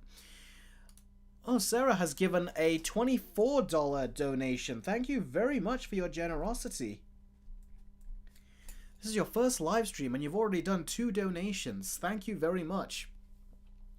I always appreciate these donations, guys. It really does help keep the channel going, and so yeah, thank you very much. I always really appreciate it. I feel like I'm picking Mickey's ears right now. Which side is that to do? Oh, here we go. Put some squishy noises in there. It looks like I'm picking his ears. Anyway, Sarah says, I'm a sucker for old Disney movies because of the heart and effort put into them. Me too. Now they are just heartless cash grabs. I agree. Meanwhile, cash grab isn't working since they pull off stuff like this. What is going on? Oh, excuse me. Okay, let me say that again. I'm a sucker for old Disney movies because of the heart and effort put into them. Now they are just heartless cash grabs. Meanwhile, cash grab isn't working since they pull off stuff like this. What is going on with Disney? Yeah, I think Disney are really panicking as a company, because it's funny, with the amount of flops they've had 2 consecutive successes over the last couple of months. Inside Out 2 and Deadpool and Wolverine. Both of them have crossed the $1 billion mark, like well crossed the $1 billion mark. And have really, done milestones. Especially Inside Out 2 is the most financially successful movie they've had at the box office. And now Deadpool and Wolverine is also breaking box office records and everything. And still the company seems like they're losing money. Just because they made a couple movies that made over $1 billion doesn't make up for all the other movies that lost them hundreds of millions. Because it all adds up, and it's like, yeah, they probably got some more money now, but when you take into account the amount they've lost, especially throughout 2023, where it was just non-stop flops, it just makes you think that, Disney are clearly still panicking inside, and are trying to keep their money as close to the vest as they can. Sarah, again, thank you very much for the super chat. Your first live stream that you're coming to, at least that I'm aware of. And look, I really appreciate the donations. Thank you very, very much.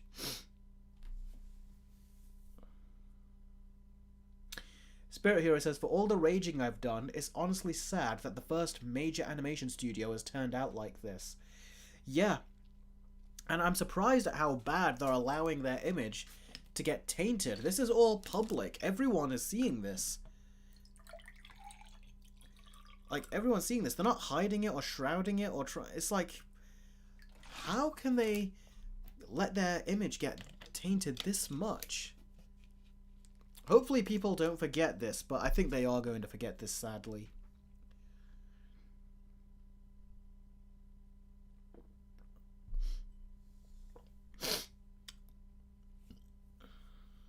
Joshman says, will you be seeing Kraven the Hunter? We'll see closer to the time. We've got many months to go. It was December is coming out, right?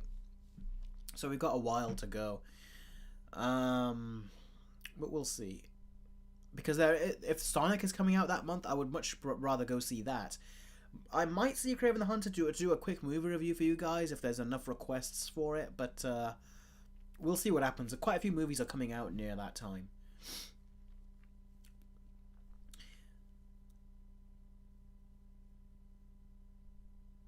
Khan says, I will be forgetting anytime soon, Eric. I think you mean I won't be forgetting anytime soon, and you just retracted your message. That's probably what you meant. Disney's more evil than Palpatine, says Pop Culture Fan. Yeah, they are very evil. Gary Loke says, have you seen the Nielsen's ratings for the last month? The Boys and Cobra Kai have over a billion million viewing minutes, and The Acolyte is only a third of that.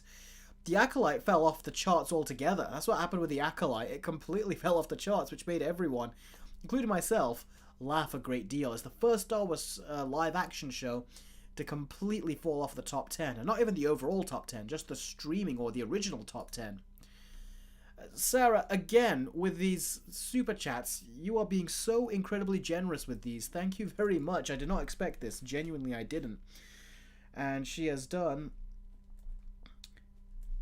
$5.99 super chats. And she says, hey Eric, with all the controversies happening in the world, I'm curious to know what your favorite movie studio is. That is a fantastic question.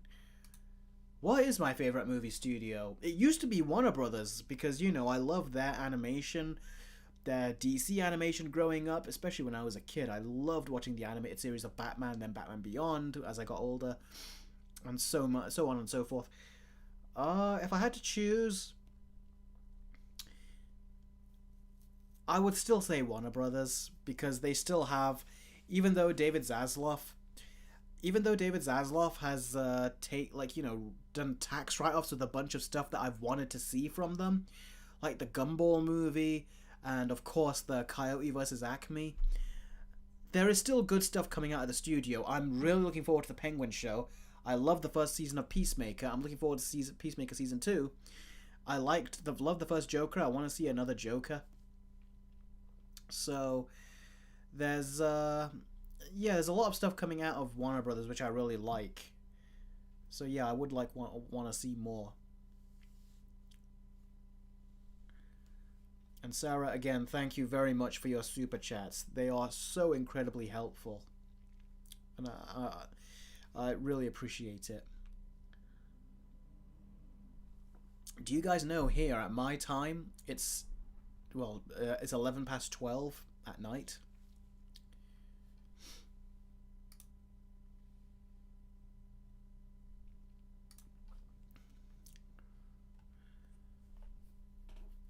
Pop culture fans says, personally, mine's Universal.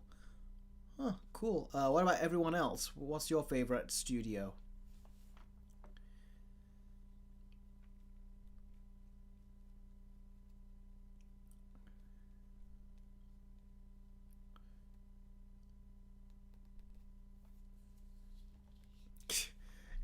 Jesus Godzilla says, Disney's becoming the evil South Park Mickey Mouse. They really are.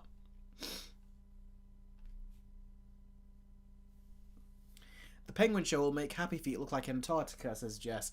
I really am looking, Oh, Khan, Khan, you're not being rude at all. This is still very much...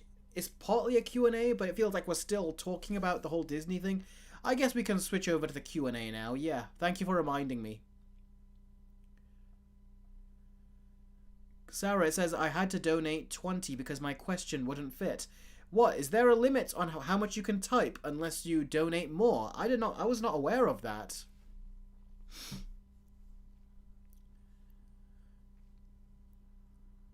JWK, you're welcome.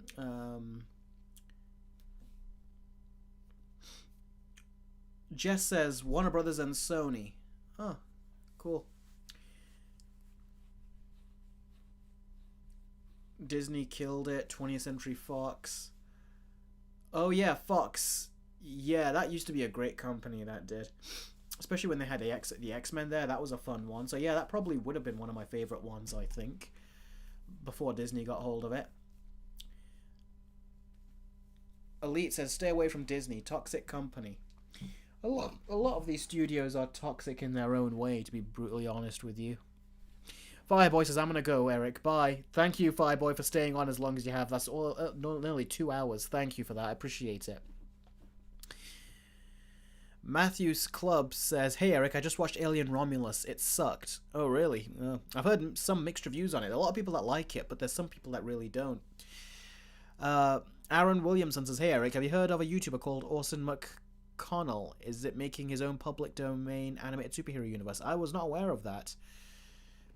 Salah says, are you still eagerly waiting for the Batman Part 2? Am I eagerly waiting? Yes, I'm really eagerly waiting for it. I can't wait. Oh, Jake says, rest in peace, Blue Sky Studios. Yeah, they did, like, Ice Age movies and stuff. Which, I'll tell you, aside from Ice Age 2, I really liked the Ice Age films. They were really fun family movies, even the later sequels. Matthew Club says, Eric, do you shave your beard? Yes, I have. I have got it. It was for the wedding that came recently. I'd got it trimmed. So, yeah. Master Combatant has done a $5 super chat. You guys in the super chats today, you're really spoiling me. You're being very generous. Master Combatant says, does Eastern Media count? If so, then I prefer 2i animation overall. Am I saying that right? 2i? Whatever it is, yes, there is a lot of creativity coming from, outside of the West. It's definitely fun to venture into those animes, for sure.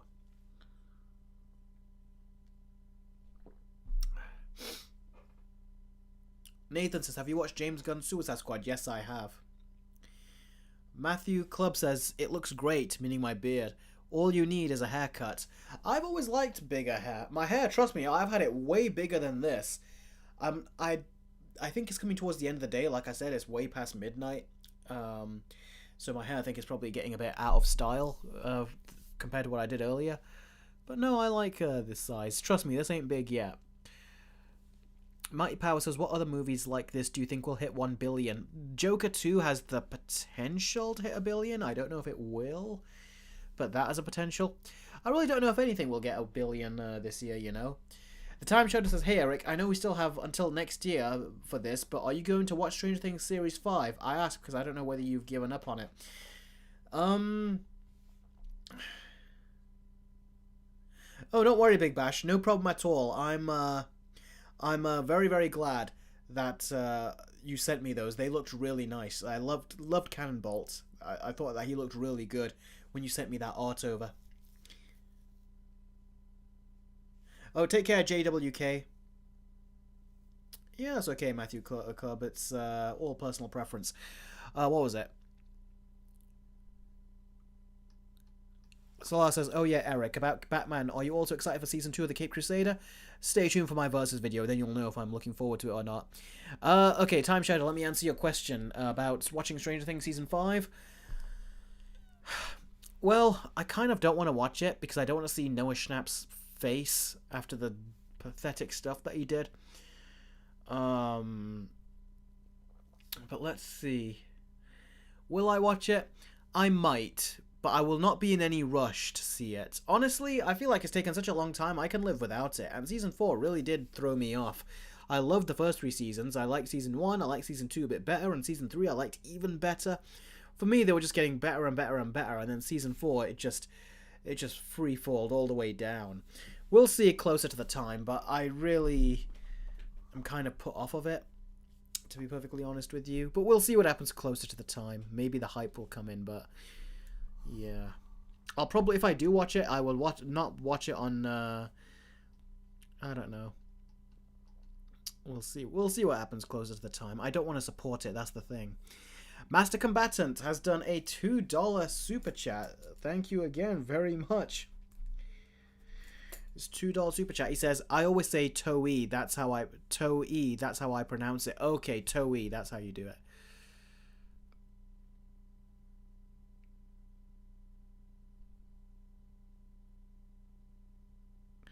G-Gamer, it's okay, don't have to worry. The G-Gamer says, by the way, the commission I did for Megamind 2 wasn't intentionally evil or anything, it's just for entertainment and to support you on Patreon. Yeah, trust me, I like to have fun with you guys, but there's a reason. I knew the potential risks of putting those commissions up on Patreon. But it's okay. I love doing this kind of thing. So if you guys want me to review these kinds of movies, by all means, you can just continue to do it. I mean, G-Gamer, if you want to donate, for example, like that every single month and get a quick movie review every single month from me, that is an option. And I knew that going in when I set all that up. So by all means, if you want to do that, go right ahead. I'm not going to say, why did you have to do that or anything. I might feel it once I finish watching the movie, but I won't be saying that once you've commissioned it. Trust me, it's the work that goes into it, you've basically paid for it, so I have no issues with doing it. But thank you very much for donating and for supporting me as much as you do. And yeah, the commissions, it really means a lot when you guys would actually want to pay that much to not only support the channel, but actually get a review from me in that vein.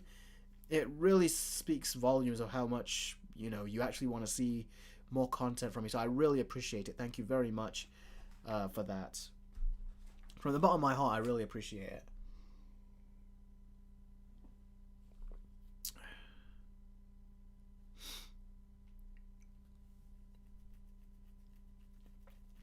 Khan, I never reviewed Stranger Things Seasons 1 or 3, I don't remember. I think I only reviewed Season 2, didn't I? And that took me a long time. A very long time.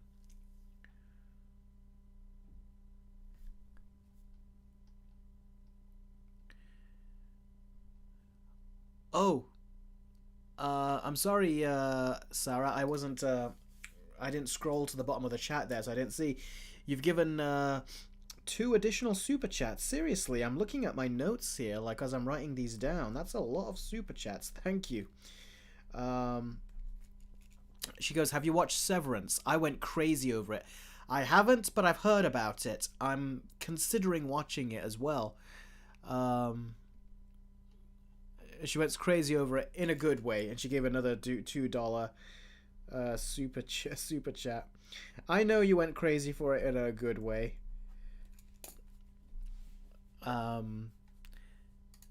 But yeah, let me have a quick look and see if Severance is exactly what I remember it to be.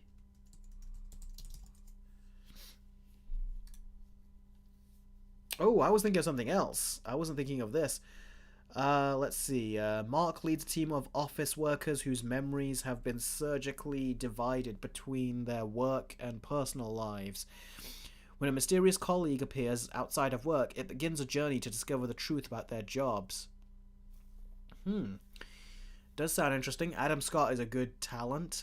Was Adam Scott in Madam Web? Looks like he played Uncle Ben, didn't he? Or Ben, as they called him in that. Yep, Ben Parker says right there.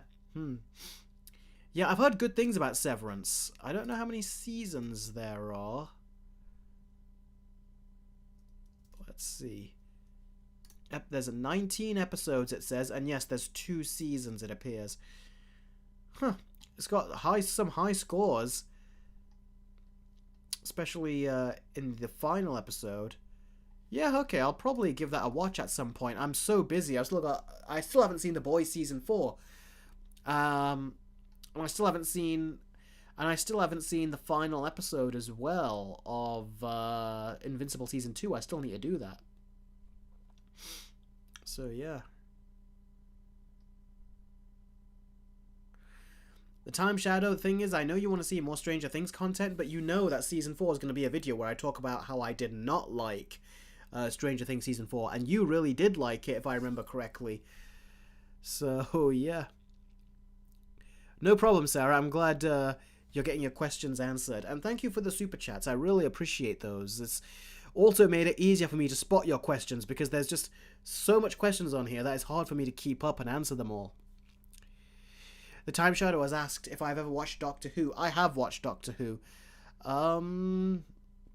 But it was really with David Tennant. After that, I never really watched it. And I only really watched Doctor Who when the specials came on. I didn't watch the in-betweener episodes.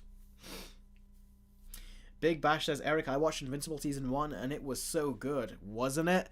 Especially that final episode. That was traumatic, I felt, if you're watching it. And I watched it on my projector. So when all that violence was happening in front of Mark, I felt like I was right there with him, like seeing it on the big screen.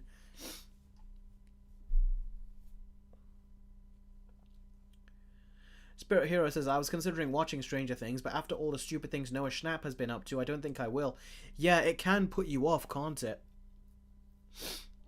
Big Bash, think, Mark. Yeah, he goes, think, Mark. Yeah. Salah says, Eric, did you ever see Wednesday? I did, and I thought it was okay. It felt like it was copying a lot of things from other shows, like Harry Potter constantly and stuff like that. But additionally, Wednesday loves murder. She loves when people die and all these bad things happen, and yet she's constantly trying to investigate who a killer is so she can stop the murder. To me, that felt like that goes against what her character is, so I thought that was weird. Let's see here. Where has it gone? Where was that other question I was asked? There was a question, unless I'm scrolling up. Let's see. The Time Shadow says, I did, but I have to admit, watching people on YouTube talking about shows that they don't like is actually more entertaining if it's something that I like. Oh, really, The Time Shadow? No wonder you've been really wanting this video from me. Because I would be going into details about that. Okay, let's see. Whoa, Jake. Guys, Jake is at it again. He's done a $70 super chat. Jake, seriously, every time you do this, I don't know what to say. Seriously.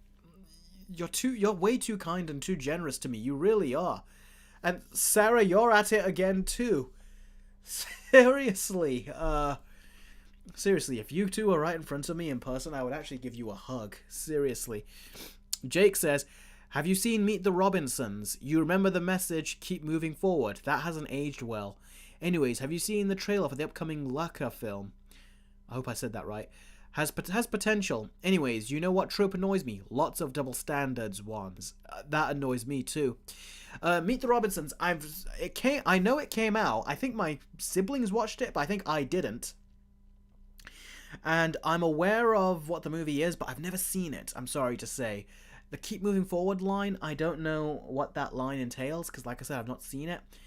I kind of, back in the day, I wish I did, but I never got around to it. It looked like a generic animated movie going by the poster to me, so I never felt interested in it. Have I seen the trailer for the upcoming Laka film? What's Laka? Let's search it. Laka trailer.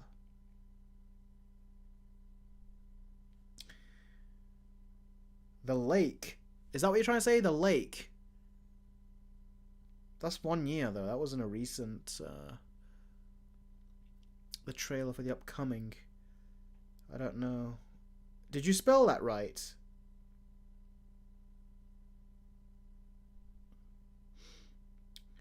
Because I'm searching Laka and I can't find anything. Maybe you'll spell it differently as I scroll down and I'll see it then. Anyway, you know what trope annoys me? Lots of double standards ones. Yeah, they all annoy me. They annoy me too. Sarah has done a $12 super chat.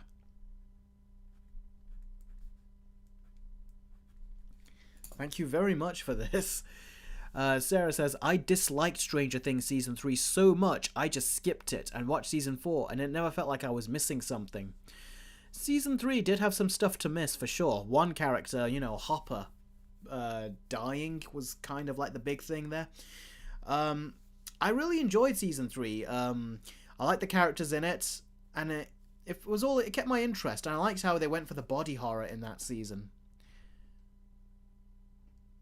So I actually really liked that. Sarah, you're saying, whoa, you dog, Jake. You have not seen Jake in the past. Jake has done more than this, believe it or not. Like, that was one of his 3 donations, I think, in the past. He went completely crazy in the past. So Jake is not new to this kind of thing. Matthew Clubber says, Eric, have you watched Peaky Blinders? No, but I have wanted to. Wow. Trevor Bistro says, oh, Trevor, I didn't see you in the chat. Thanks for being in the stream. Says, also, congrats to Neon for Longlegs reaching over $100 million at the box office. Wow. And if I remember correctly, the budget for that film was so incredibly low. That's impressive. That's very impressive. I stopped Stranger Things after episode 4 of season 1, says Big Bash. It sucked and I never got the appeal of the show.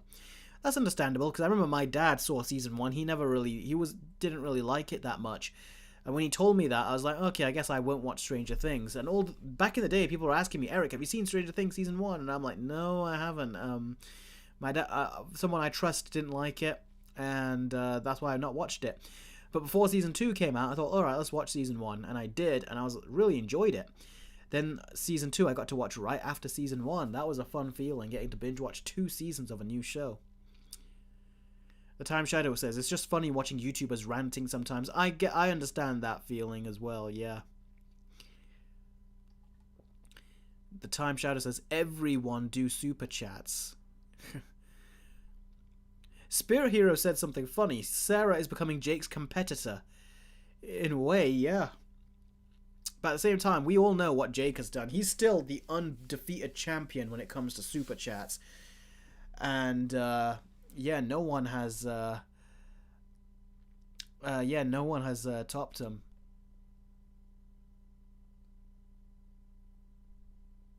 That's fair enough, Matthew. But didn't you have a business, though? I thought you said that was successful. So why would your mum care? Leica, right? Let's see, Jake. What did you mean when you said the Leica trailer or something?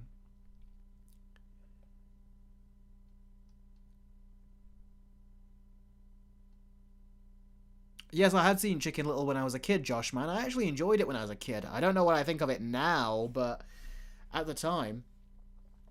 Alright then, let's see. Jake has corrected his, spell. Yeah, Laka you wrote down. Yeah, okay, so now I'm going to do Leica trailer.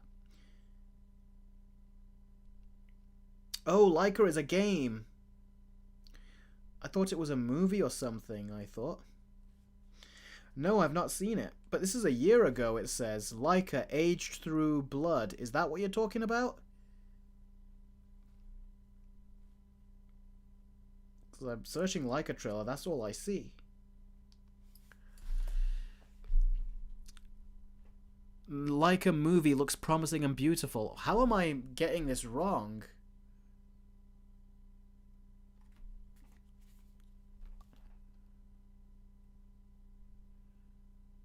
Big Bash says, Eric, at the gym, I hit 10 miles at the bike. Oh, well done. That's really good. Big Bash is right. Jake has donated hundreds. I don't know how he's, you know, that generous. He's so incredibly generous. Let's see. Got a £1 super chat from the Time Shadow, who just gave it to me. Thank you very much. He goes, that one was just for the sake of it, lol. Man, you guys have actually given me like 2 rows of donations, which is hasn't happened in a while, so thank you. Jake says, new movie made by Leica hasn't come out yet.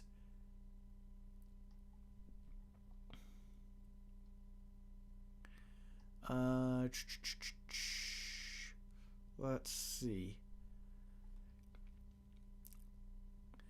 I did think my mom's like, a new movie made by Leica hasn't come out yet. How would you rank the Harry Potter movies, Eric? Oh, that's a big one, bud. I'll get back to you on that one. Give me a second. I thought some of the jokes in Chicken Little were funny, but the overall story and characters were weak. Leica is the movie studio that did Coral. Oh, really? So what is the actual movie called if Leica is the studio? Wildwood Prue reveal is what I see.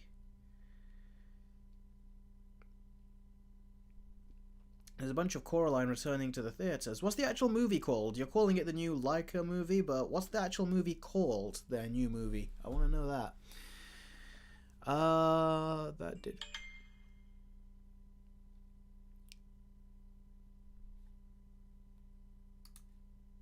Oh, Sarah has basically given me some kind of answer. Let's see. Let me just write this donation down first. Man, guys, I'm actually running out of space to write this down. That's funny, that is. That's not happened in a while. Let's see. $6 super chat from Sarah again. Thank you very much. She says, Leica is a stop-motion movie studio that made Coraline. Okay, that's great. Then what is the actual new movie called? Matthew says, Eric, my mom and I made it together, so we share the same account. What's mine is hers until I'm 18. Okay, I always had the assumption you were older when you described the 2 successful businesses you had, was it, you said? People keep saying a movie made by Leica Studios. Guys, can you comment and tell me what is the... Oh, there you go. Sarah's done it. Wildwood. There it is. Sometimes there's a delay from when I'm saying this to when it streams to you guys, so maybe that's why it took a while. Wildwood, let's see. It's a title reveal, it says.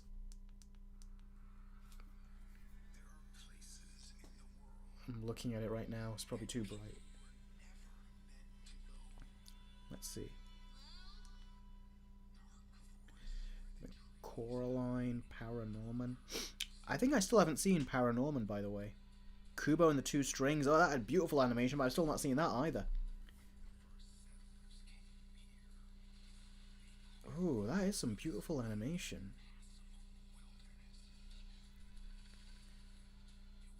Joshman says, Eric, how long are you going to be streaming? Let's stream for another 15 minutes. Because I'm having so much fun talking to you guys. Usually I stop at 2 hours, but we'll stop in 15 minutes. Ooh, that is a teaser. They're not showing anything in the teaser, but it reminds me of the old school teasers.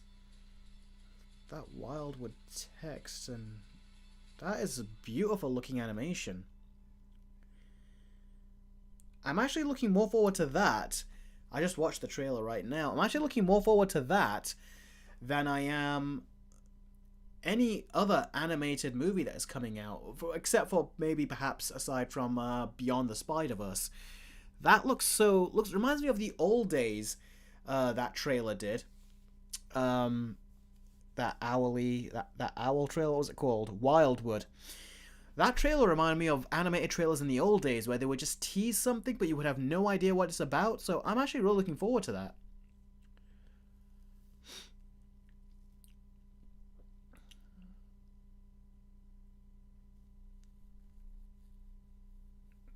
Jess says, Eric, I'm sorry, but I give the stream a 2 out of 10 because it felt too controversial and made me and everyone else sad. Forgive me, Eric. That's okay. I didn't have any more upbeat stories. Last week I did a stream where I talked about the good and the bad from D23, and there were good stuff to talk about, but there was also stuff like Incredibles 3, and there was actually a good storyline that Toy Story 5 had, so I talked about that as well. Not every stream is upbeat.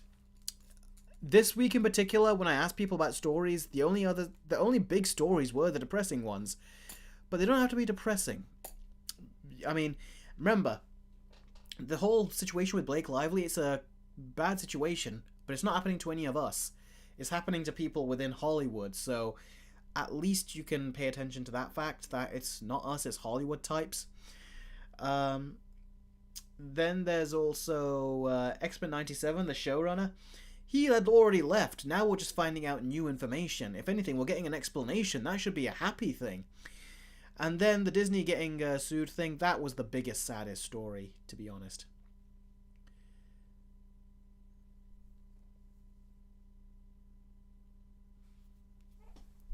Trevor Bistro, I'm sorry, I was going to do that, but then I got distracted. How I would rank the Harry Potter movies. Harry Potter 3, Harry Potter 2, Harry Potter 1, Harry Potter 5. Then I would say Harry Potter and the Deathly Hallows Part 1 and 2 I'll put together. Then Harry Potter and the Goblet of Fire, and then Harry Potter and the Half-Blood Prince. That's how I would do it.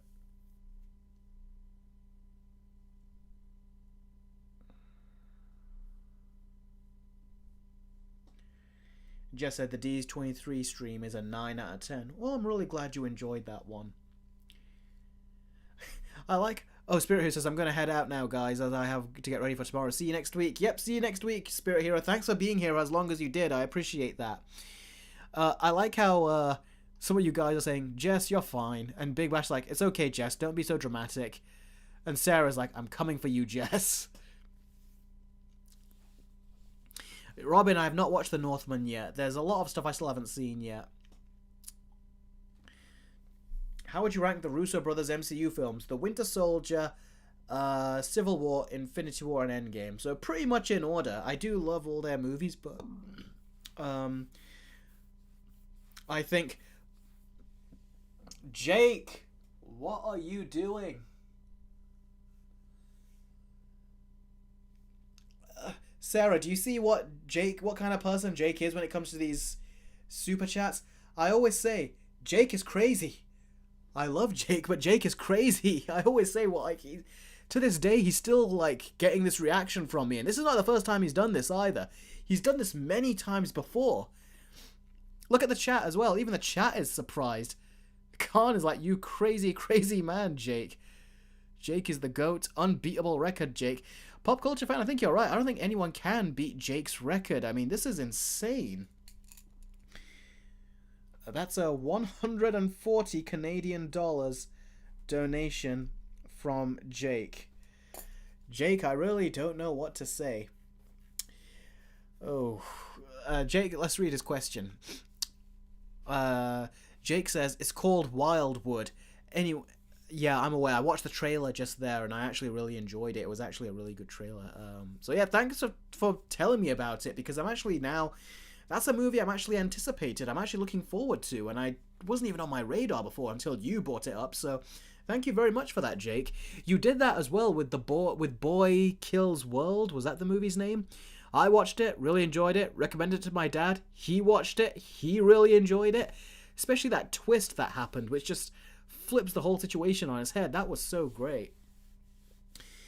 So I think now that you've got a good track record in terms of recommending these things to me. So if you do it in the future, I'll take it even more seriously now, because I'll be like, Jake's recommended this, so this must be good.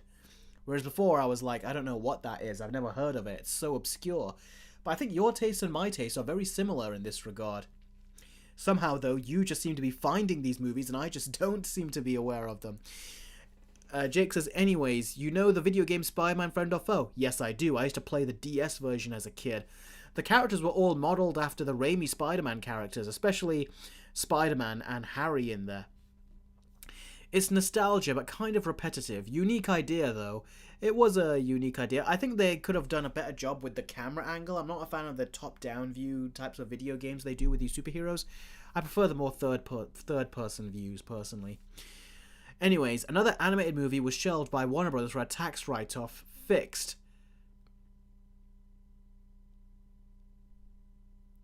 Also, what film do better, Toy Story 5 or Shrek 5? Shrek 5 I'm looking more forward to, because it feels like Shrek could have gone on, and it would be a perfect time to see it continue.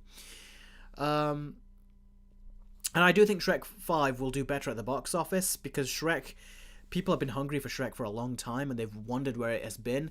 Toy Story 5, I think, will do very good at the box office as well, but I think there has become a more disdain to another sequel. So people will watch it, but they won't... I don't think it will have the same lasting power as a Shrek 5 would, but we'll see what happens.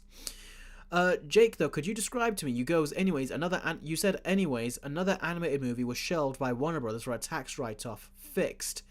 What do you mean? What was fixed? Was it fixed so it's not shelved anymore? What are you referring to? I'd like to know.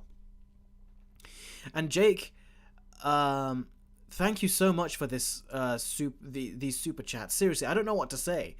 After doing this for so many streams with you, I still am like at a loss for words whenever you do this. So thank you very, very much. Big Bash says, every Eric stream is beyond a 10. The score is always 100 out of 100. Oh, thank you very much, Big Bash. I really appreciate that.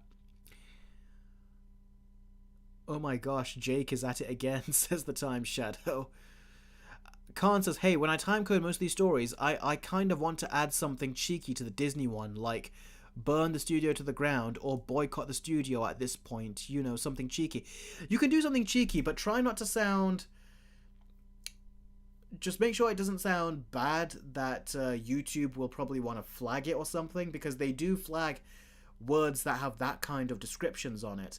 So write down a description, or like just a couple words, like how I did in the stream. I wrote down evil. You can write down evil Disney or something, just something to that effect. But don't be so extreme in that sense, because I think YouTube might not like it. They might flag your comment. So try not to go too far, if you know what I mean. Okay, let's see. Let's continue scrolling down through the comments. I like how everyone's saying, Jake, you crazy, crazy man. And then Jake's like, no, I'm mostly sane. Nice. Big Bash like, Jake knows what's up. Even Sarah has now realized what just the levels of craziness that Jake is at. And Sarah, Jake has actually done even more than this. I think back in the day, let me look at my notes. I've got them written down all on here. Let's go back to some of the early days of the streams. Jake would actually do more, believe it or not. Let's see, where is it? Let's find those numbers. Jake did $370 at one point, which was a lot. And at another point, Jake did... Let's see here. On livestream 15, Matthew wanted to commission a 3-minute reviews, it says. See, these are things I forget, but I write them down in my notes here. Now you know what I do whenever I write these. Okay, here you go. Livestream 18, Jake did $70 super chat donation. Then he did $280, and then he did another $70 after that. So Sarah, when one of you said that Sarah will probably be competing with Jake, there is no competing with Jake. Jake has gone to some crazy levels in the past. But Sarah could actually be second contender. She actually could be. The Time Shadow, speaking of which, says, Sarah, I think you've got some competition. Sarah, please don't kill me, just my opinion. Oh, Jess, come on, it's okay. Everyone's just having fun here. Oh, look at that. Sarah says, to Jake, I surrender, you win, and she's waving the white flag. Charleston says, Jake is like Mr. Beast.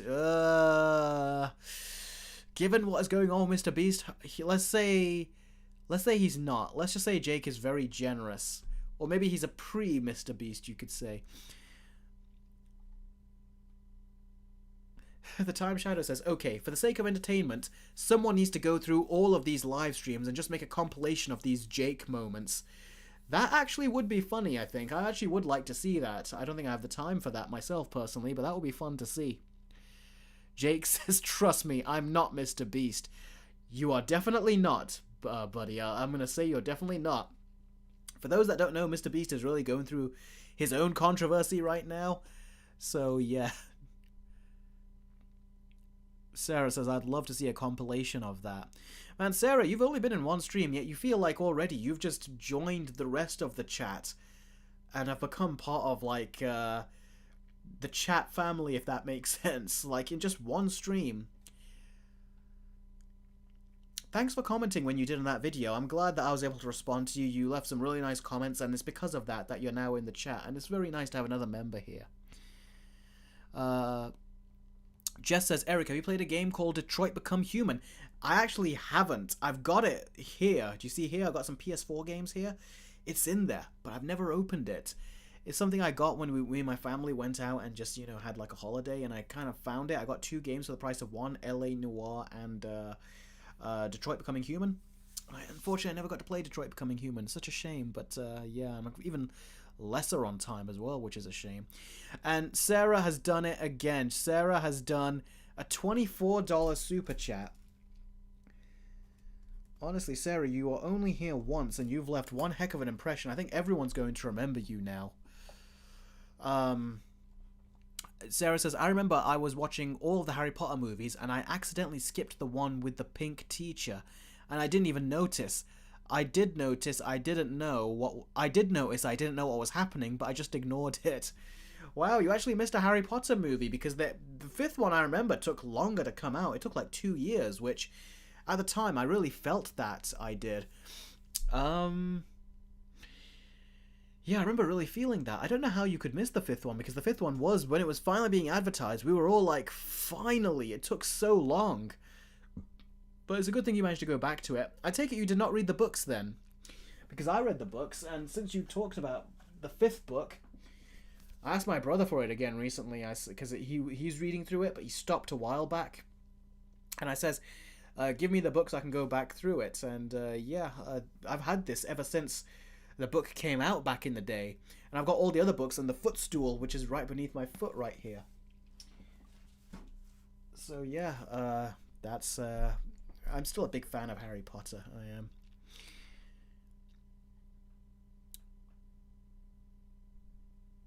Matthew Club says, Eric, you have a good physique. Do you saying physique? I don't know what you're saying over here. Jake says it's an animated film about a dog. What are you? Is that a follow-up comment? Oh, it doesn't seem to be. Oh, you talk about that movie I just saw the trailer for. What was it called? Wildwood. I keep forgetting that name. Oh, you talk about that? It's a movie about a dog. Interesting. Maybe. Thanks again, Sarah, for the super chat. Seriously, you and Jake have both like given me so many donations today. I don't know what to say. By the pink teacher, she means Umbridge. Yeah, I realized when I watched like a TikTok edit of the pink teacher, I was like, "Who the fuck is that?" That is funny. And the fifth movie was actually fun. I remember me and my mum went to go see that, and at that year, when the fifth movie came out in the theater, that was the same year the seventh and final book came out.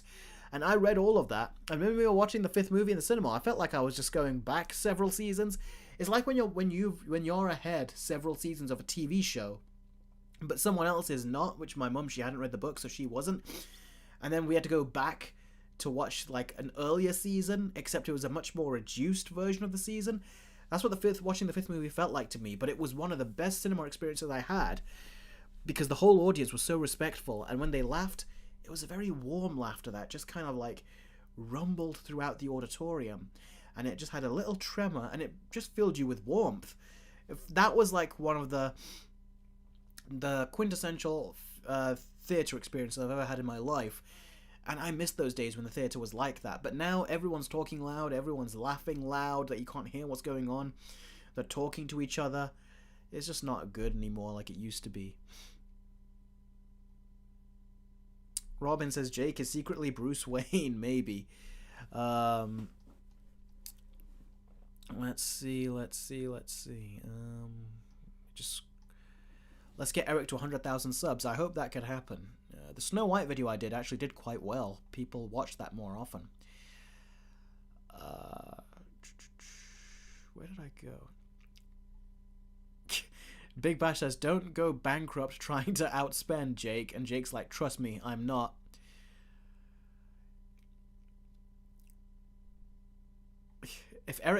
Charleston says, if Eric becomes really popular, someone would probably make a subreddit memeing Jake donating.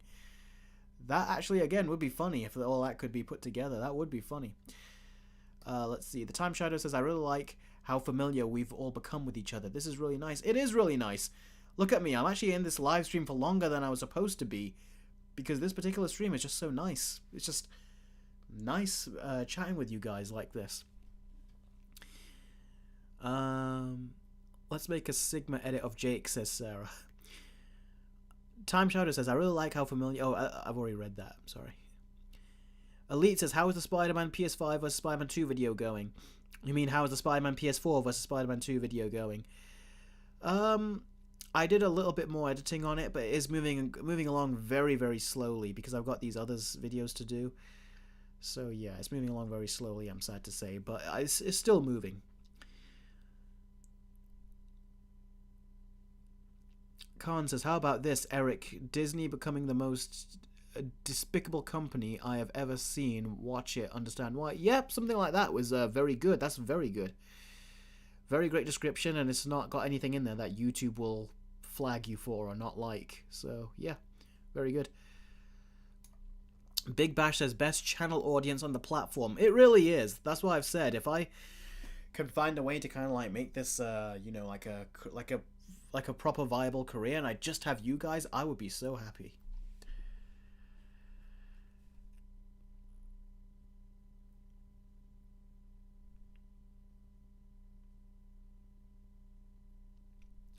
Jess says, hi, I'm back. What did someone say to Sarah? And she goes, I try. Slasher says, hey Eric, thoughts on the Kraven the Hunter trailer? Yes, I've got a trailer reaction coming to my Patreon and YouTube members very soon. But what I did say earlier was, so if you want to know my whole thoughts on the trailer, watch that. But I did say that if you take the bloody action sequences out of the trailer, the film still looks like just a generic PG-13 anti-hero Sony movie. So, yeah, it doesn't look like they're using their R rating effectively. Now, if you want to hear more details about what I think of the R rating, and more details of what I thought about the trailer as a whole, that's what the trailer reaction will be for, which I should upload very soon for you guys to see. Big Bash says Jake and Sarah are the donation tag team. Well, it has been just them, like, going back and forth over, you know, the last, was it half hour or something, or 20 minutes? Matthew says, if Jake donated half his money to Eric, Eric would be a billionaire. You guys are so funny sometimes. Best channel audience on the platform. Yeah, we've already read that. Elite says best chat ever as well. I'm glad you're all enjoying this. I'm really enjoying it too. Pop Culture Fan says, yeah, I like that I'm part of the Eric community. I even subscribe to Jake and JWK just to watch her video. And Matthew Club says, this is the best live stream ever. It's nice to hear that. Jess thought this was the most depressing live stream ever. Could you imagine if you all came out and says, yeah, this is too depressing, Eric. Sorry, but I'm glad that... I'm sorry, Jess, you didn't enjoy it as much, but I'm glad everyone else is. My voice is giving out. Oh. Big Bash says, everything Eric puts out is the best. Trevor Bistro says, these chats are so much fun. They really are. Did you hear about Karen Sony giving an update for Beyond the Spider-Verse? I haven't, Charleston. What did she say?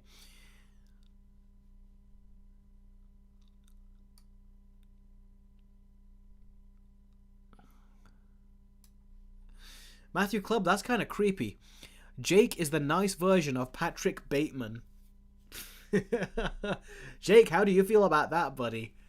That he called you a nicer version of Patrick Bateman. To go from Mr. Beast to that.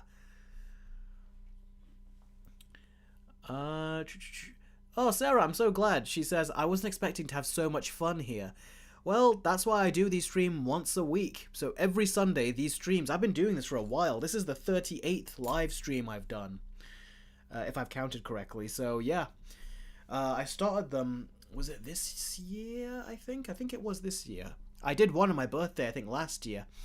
And I enjoyed it. And then I thought, let's try making it a weekly thing. And, you know, it's been fun to do it weekly, so I'm really happy. Jake, you're at it again at a $28 super chat now. Let's read that. $28. Seriously, thank you very much for these donations. You guys always know I always say these help a great deal, and it really will. Fixed is the animated film about a dog. It got shelved by Warner Brothers for a tax write-off despite being finished. I was trying to say Fixed was cancelled and an animated movie about a dog. Wildwood isn't a dog film. TMK and isn't. What do you mean TMK? God, see, this is what sometimes I have to do when I hear like one that I'm not aware of.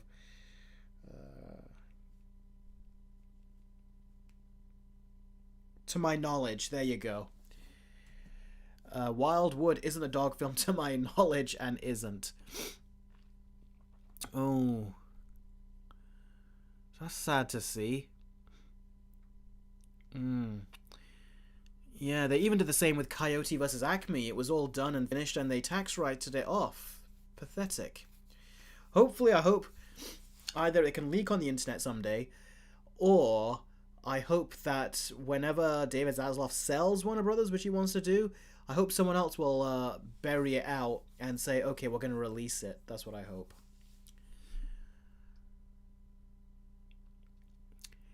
Khan, that's nice of you. He says, Sarah and Jake, I will make sure both your names will be mentioned in the time code once Eric pins the comment.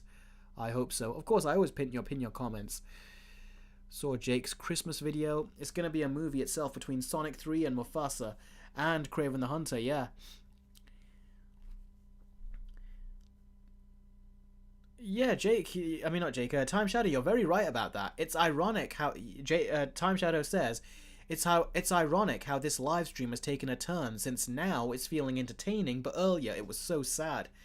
That is true. So, Jess, I wonder if you're enjoying the Q&A side of this stream more than the story sides.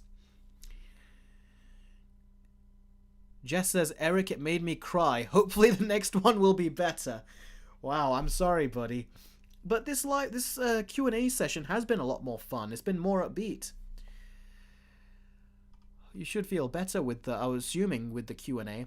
Sarah says, I came here first mainly for Eric because his videos are amazing and entertain me in a way I couldn't fathom and wanted to help support him. I was not expecting to meet such an amazing chat.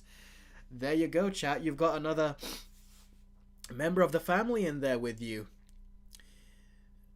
It's, yeah, it is nice. And Sarah, I'm surprised how well you're fitting in, like on your first live stream. The questions you're asking, the vibe you've got, the way you're getting along with the chat. It's really, really nice. Let me see, how many people are left? 40 of you are still watching after all this time. Usually the numbers will go down lower, so I think everyone's having a fun time here. Jake says, feels odd. What feels odd? Sarah says, I have no words. Joshman says, I do agree with you, Eric, about the Kraven the Hunter. Plus, I do believe the Lord of the Rings anime film is going to crush it. And I do believe that's going to be a better movie. Is it going to be an anime? I don't remember it if it's going to be an anime. That's interesting. I thought it would be a new kind of animation. Anime is a very specific type of animation. Yeah, I've heard about that, Charleston. That Dopender from Deadpool is going to be recording his lines for Indian Spider-Man in Beyond the Spider-Verse soon. He said that. I saw that interview. Big Bash says, you know Eric is good when he makes people cry. The last time someone actually said they teared up watching my video, it's actually happened a couple times, believe it or not, especially in my older Versus videos where I put the music from the movies in. But one of them was It Chapter 2, my Versus video for It Chapter 2 versus the It miniseries. I remember someone said the video left an epic impression on them and that they really enjoyed it, and it was given, you know, I think they said tear them up. And there was another video where they had that feeling too. I can't remember what it was. I wish I did now. But yeah, I'm surprised that the Verse videos have that kind of effect on people.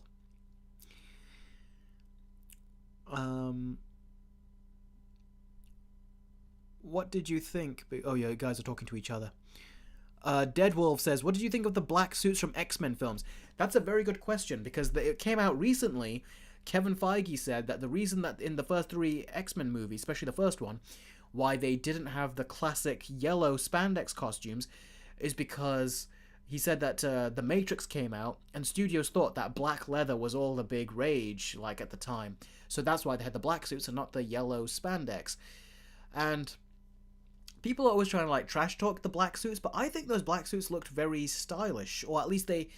Let me take that back. They don't look stylish, they're very plain costumes, clearly, but they fitted the tone of the movie, because I don't think in that movie, with the visual style it had, and the aesthetic it had, and the dark tone it had, I don't think it would have looked good if the characters walked out wearing yellow spandex. I think it actually would have looked a bit silly, or it probably wouldn't have gone with the visual aesthetic they were doing, or they were going for.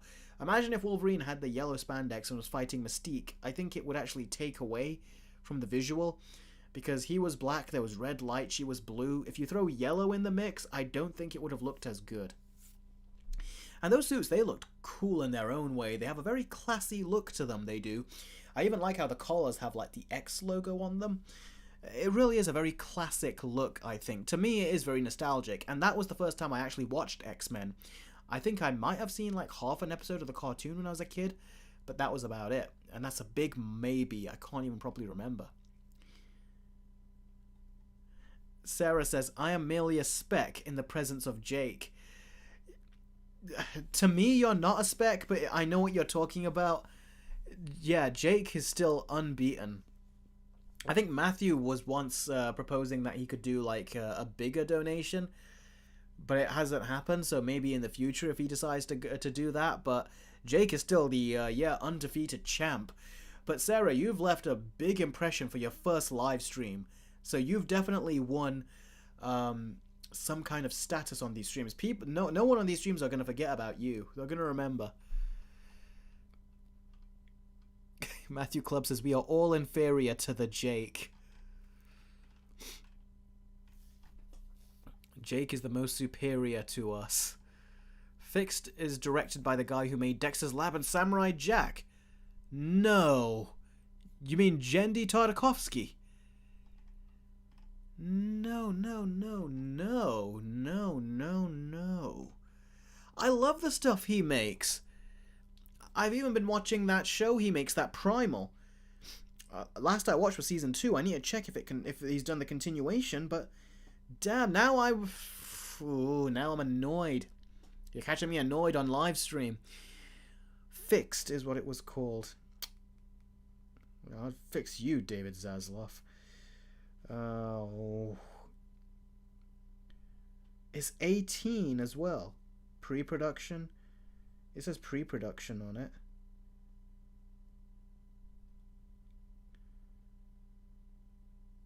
Hey. It says Sony Pictures Animation's first R-rated film.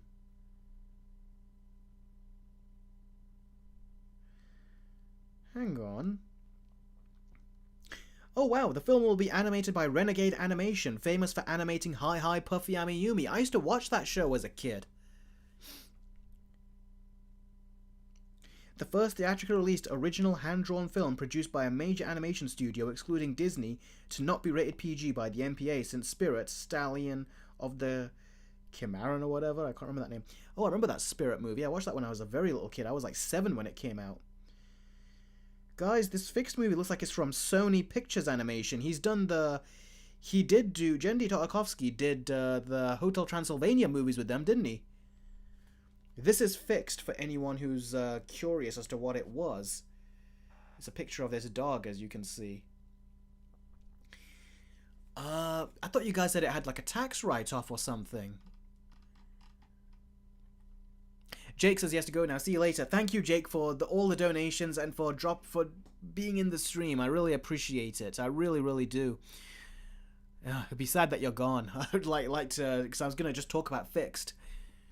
Salah says I want to join your Patreon and membership on YouTube, but I'm not Jake or Sarah. That's okay. Whenever you can.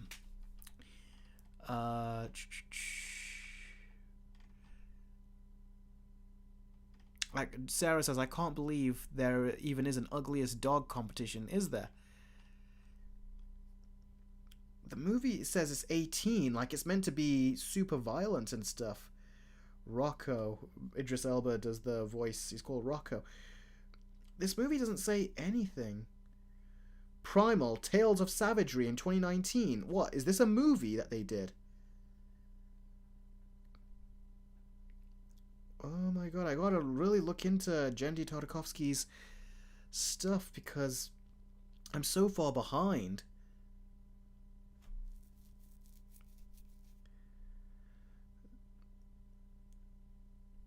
Oh no, this looks like it could actually be tax write-off because it says Warner Brothers' 5th theatrical R-rated movie, even though it says it's a Sony Pictures film.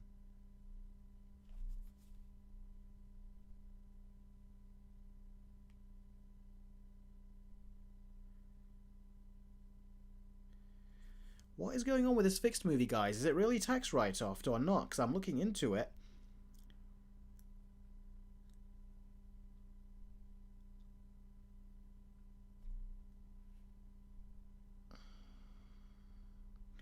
But there's no trailers for it. Katherine Heigl's a voice. They've got a lot of voice actors in it. I'm sorry, guys, if it looks like I'm getting distracted by this, but this movie from Jendy Tartakovsky looks very interesting. I'm hoping it releases. It says it's also from Sony, but Warner Brothers as well. That's confusing. They didn't make this... I hope they didn't tax write this off. David Zaslav better not have. But it doesn't say a year for when it's going to come out. Guys, you got any information on this? Matthew's going to go now. Thanks for joining, Matthew. I appreciate it.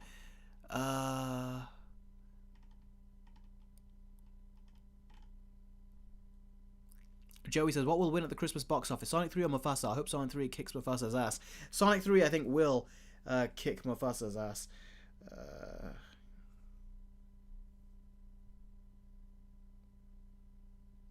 keep saying it's from Sony Pictures. $30 million budget. That is so low. Why would you want to tax write off that? doesn't say anything about its release or anything. It just says coming soon from Sony Pictures. Oh, Warner's is no longer releasing Genndy Tartakovsky's Fixed. Dropped by Warner Brothers in cost-saving move. Return to Sony.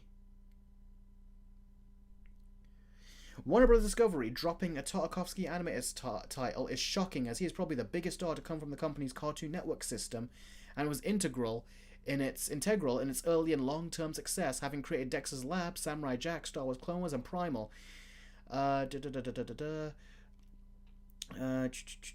Fixed follows Bull, a bloodhound who embarks on a bucket list type adventure after discovering he's going to be neutered. The announced voice cast includes Adam Devine as Bull, Idris Elba, Katherine Heigl, blah blah blah blah blah. His Hotel Transylvania collaborator is back as producer. An adult animated comedy about a dog's ballsack bucket list may not cast as wide a net as the family-friendly monster movies, but there will surely be an audience for the film, whether it gets a theatrical run or goes straight to streaming. Netflix is one possible candidate for the distribution deal. The Mitchells vs. the Machines also took the streaming route via Netflix. Warner and Sony were contacted by Variety for comment. So there's no news on it since then. So, looks like it could still continue. Adam Devine is the main voice in Fixed. Yeah, it's funny how I've just discovered this movie on this live stream because of you guys, and especially because of Jake, and now I'm really into it. It says cost-saving move, return to Sony. I hope Sony release it.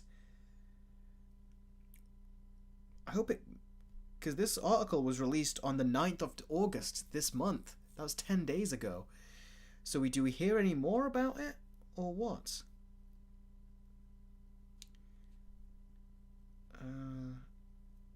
It won't be released by Warner Brothers, okay. It says here, Warner Brothers will no longer release. That's okay, though, because it means it could go back to Sony, and they'll release it, hopefully. Okay, Warner Brothers drops Tartakovsky's movie Fix as Sony hunts for new buyer. Okay, that's good. They're hunting for a new buyer. So that means they could. If it's only $30 million, the animated movie from Genndy Tartakovsky, someone should be able to sell it. So it's not tax righted off from what I gather. It just means Warner Brothers dropped it. They said, we don't want to have anything to do with it. And Sony are behind it, and they are going to try to look for another distributor. So why are Sony having trouble with this? This is such a low-budget animated movie compared to everything else that comes. It seems very... very in line with a good budget. They should be able to. Okay, I'm going to stop looking into this now live on stream, but that was something that I found rather fascinating. But yeah, are you guys into it, or are you guys just chatting with each other while I was doing that? Sarah says, this is hurting my brain.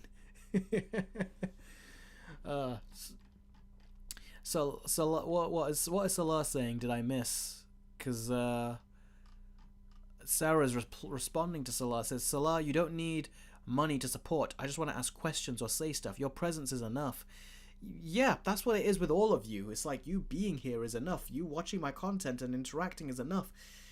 I love all you guys. So, if you can't donate, don't feel bad about it. I always say it helps, and I'm always trying to make this a career. But you guys being here, I really appreciate it, and I'm always super happy. Look at me, I'm doing the stream for nearly 3 hours.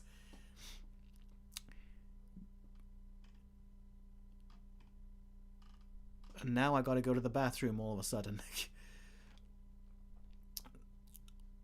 Khan says, that's good to hear, Eric, and let's hope this movie is going to be good, and I hope it will never lay its hands on Warner Brothers ever again. Yep, ain't that right. It's going to be 2D as well. Yeah, Matthew, we haven't seen 2D movies in a while. What is Genndy Tartakovsky's best work? Well, my favourite work of his is actually a Dexter's Lab movie that he did. It wasn't a full-on movie, but it was a Cartoon Network movie they did. It was called Dexter's Laboratory Ego Trip.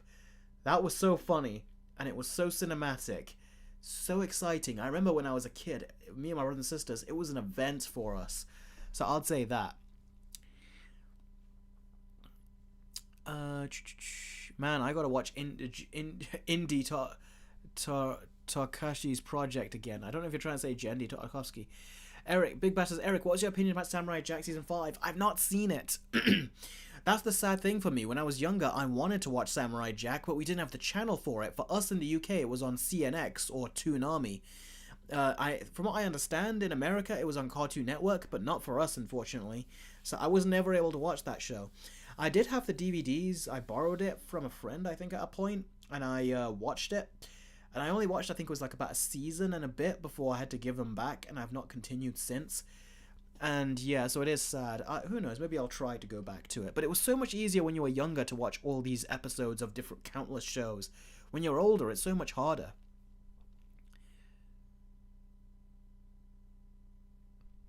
The Time Shadow says, if I go through all the live streams and edit a Jake supercut and send it to you, is that something you'd be interested in uploading? I don't know. I probably would.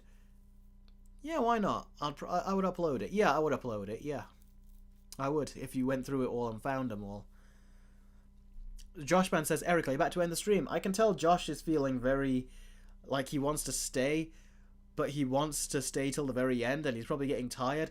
Josh, I'll stay until 3 hours, which is going to be 1 minute and 20 seconds. So we'll end it in 1 minute and 20 seconds. If there's any more questions you guys have, drop them in now. If you want them to be highlighted, I always say Super Chats is the easiest way for me to actually filter through and see your message. So, and of course you have Streamlabs chat as well, which is there as an option. It's 1:15 a.m. now in the morning here. And in about 12 hours from now, I'm going to be at the theatre watching Alien Romulus. I need to get some rest myself as well. Finish off some things and then get some rest. 40 seconds left until the stream is going to be over. Sarah, I'm glad that you were here till the very end as well. I can say goodbye to you as I say goodbye to everyone else. Well, Sarah wants me to stay. Time Shadow, someone, it says, quick, someone do a super chat so that the captain keeps it going.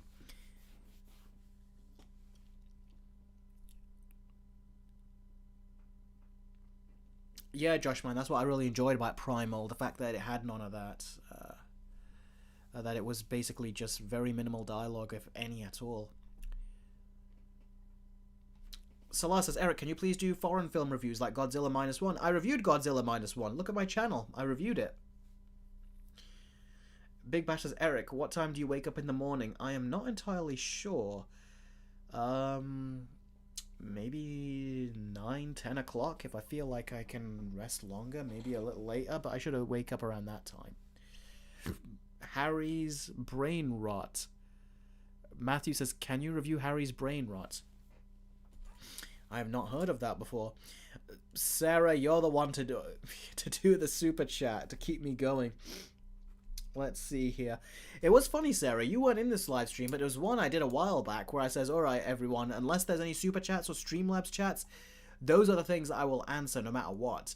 So let me know. And people at the end of the stream, they just wouldn't let me go because they kept on doing them every single time, and I was on for like an extra 10 minutes answering all of these. I think it was 10 minutes answering all these super chats. That was a funny time. That was so funny. But yeah, $12 super chat from Sarah. Thank you so much, Sarah. Seriously. She says, have you seen Moral Oral? Many people find it offensive, and I'd like to know what you think is going too far. Let me take a look. Moral Oral. I've never heard of that. How do I spell that? There we go. Moral Oral. An American comedy drama series. 3 seasons. 8.1 on IMDb. Why did it got cancelled? Because according to creator Dino, his name is Dino. That is a badass name. According to creator Dino Stamatopoulos from Godzilla, the 90s one. Anyway, the 5th season would have focused more on other townspeople, and the title would have been changed to Moralton. According to Scott Adsit, Adult Swim executive Mike Lazo cancelled the show because he felt it was getting depressing. Man, there are so many depressing shows out there. How depressing must have this one been getting that he cancelled it? That's what is one hell of a show. A parody of past religious-geared animated shows starring Oral, an optimistic, God-fearing young boy in a world of cynicism. That sounds almost like Sheldon Cooper and Young Sheldon. Very interesting. I've never heard of this, so this is very interesting. Oh, the creator also does a voice, a character called Billy Fergrelli or something? That's interesting. Yeah, I've never heard of that before. That's an interesting one.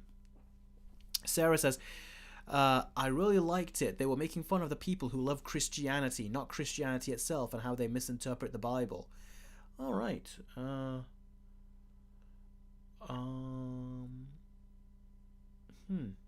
trying to think there. Yeah, if they could do it in a way that's not disrespectful, because even I don't enjoy when they do it that way, then yeah, it would work. Time Shadow's like, yeah, we got another one. Sarah's taking over now that Jake's left. Yeah, kind of. Khan says, alright then, Eric, I'll make sure the time codes everything as usual, and also mention the names of Jake and Sarah as well. Yeah, that is all great. Let's see. No more. Oh, you mean no more foreign films like Godzilla -1, says Salah. Oh, I guess I could, but if they hit my radar and I watch them, then yes, I guess I could. And now that I've got this new format where you see my face and I have posters and stuff showing up on, you know, the separate side of the screen, it is easier to get videos done, to get more videos done, like I did with the Snow White one, the Batman Cape Crusader one. So yeah, I guess I could. Okay, Joshman says, Eric, I do believe we might get the trailer for Sonic 3 this week because Gamescom is happening this week. Oh, really? That would make sense, yes. That would be very cool because we've been waiting on that Sonic trailer, haven't we? Matthew likes Moral Oral, that's great. But yeah, that's great for getting a trailer. You expect me to do a trailer reaction on my Patreon and on my YouTube memberships if that happens. So, yeah, stay tuned. The other trailer reaction for Craven is coming out soon as well. So, Salah says, guys, don't hate me, but I didn't see Deadpool and Wolverine. Don't worry, I won't hate you for that.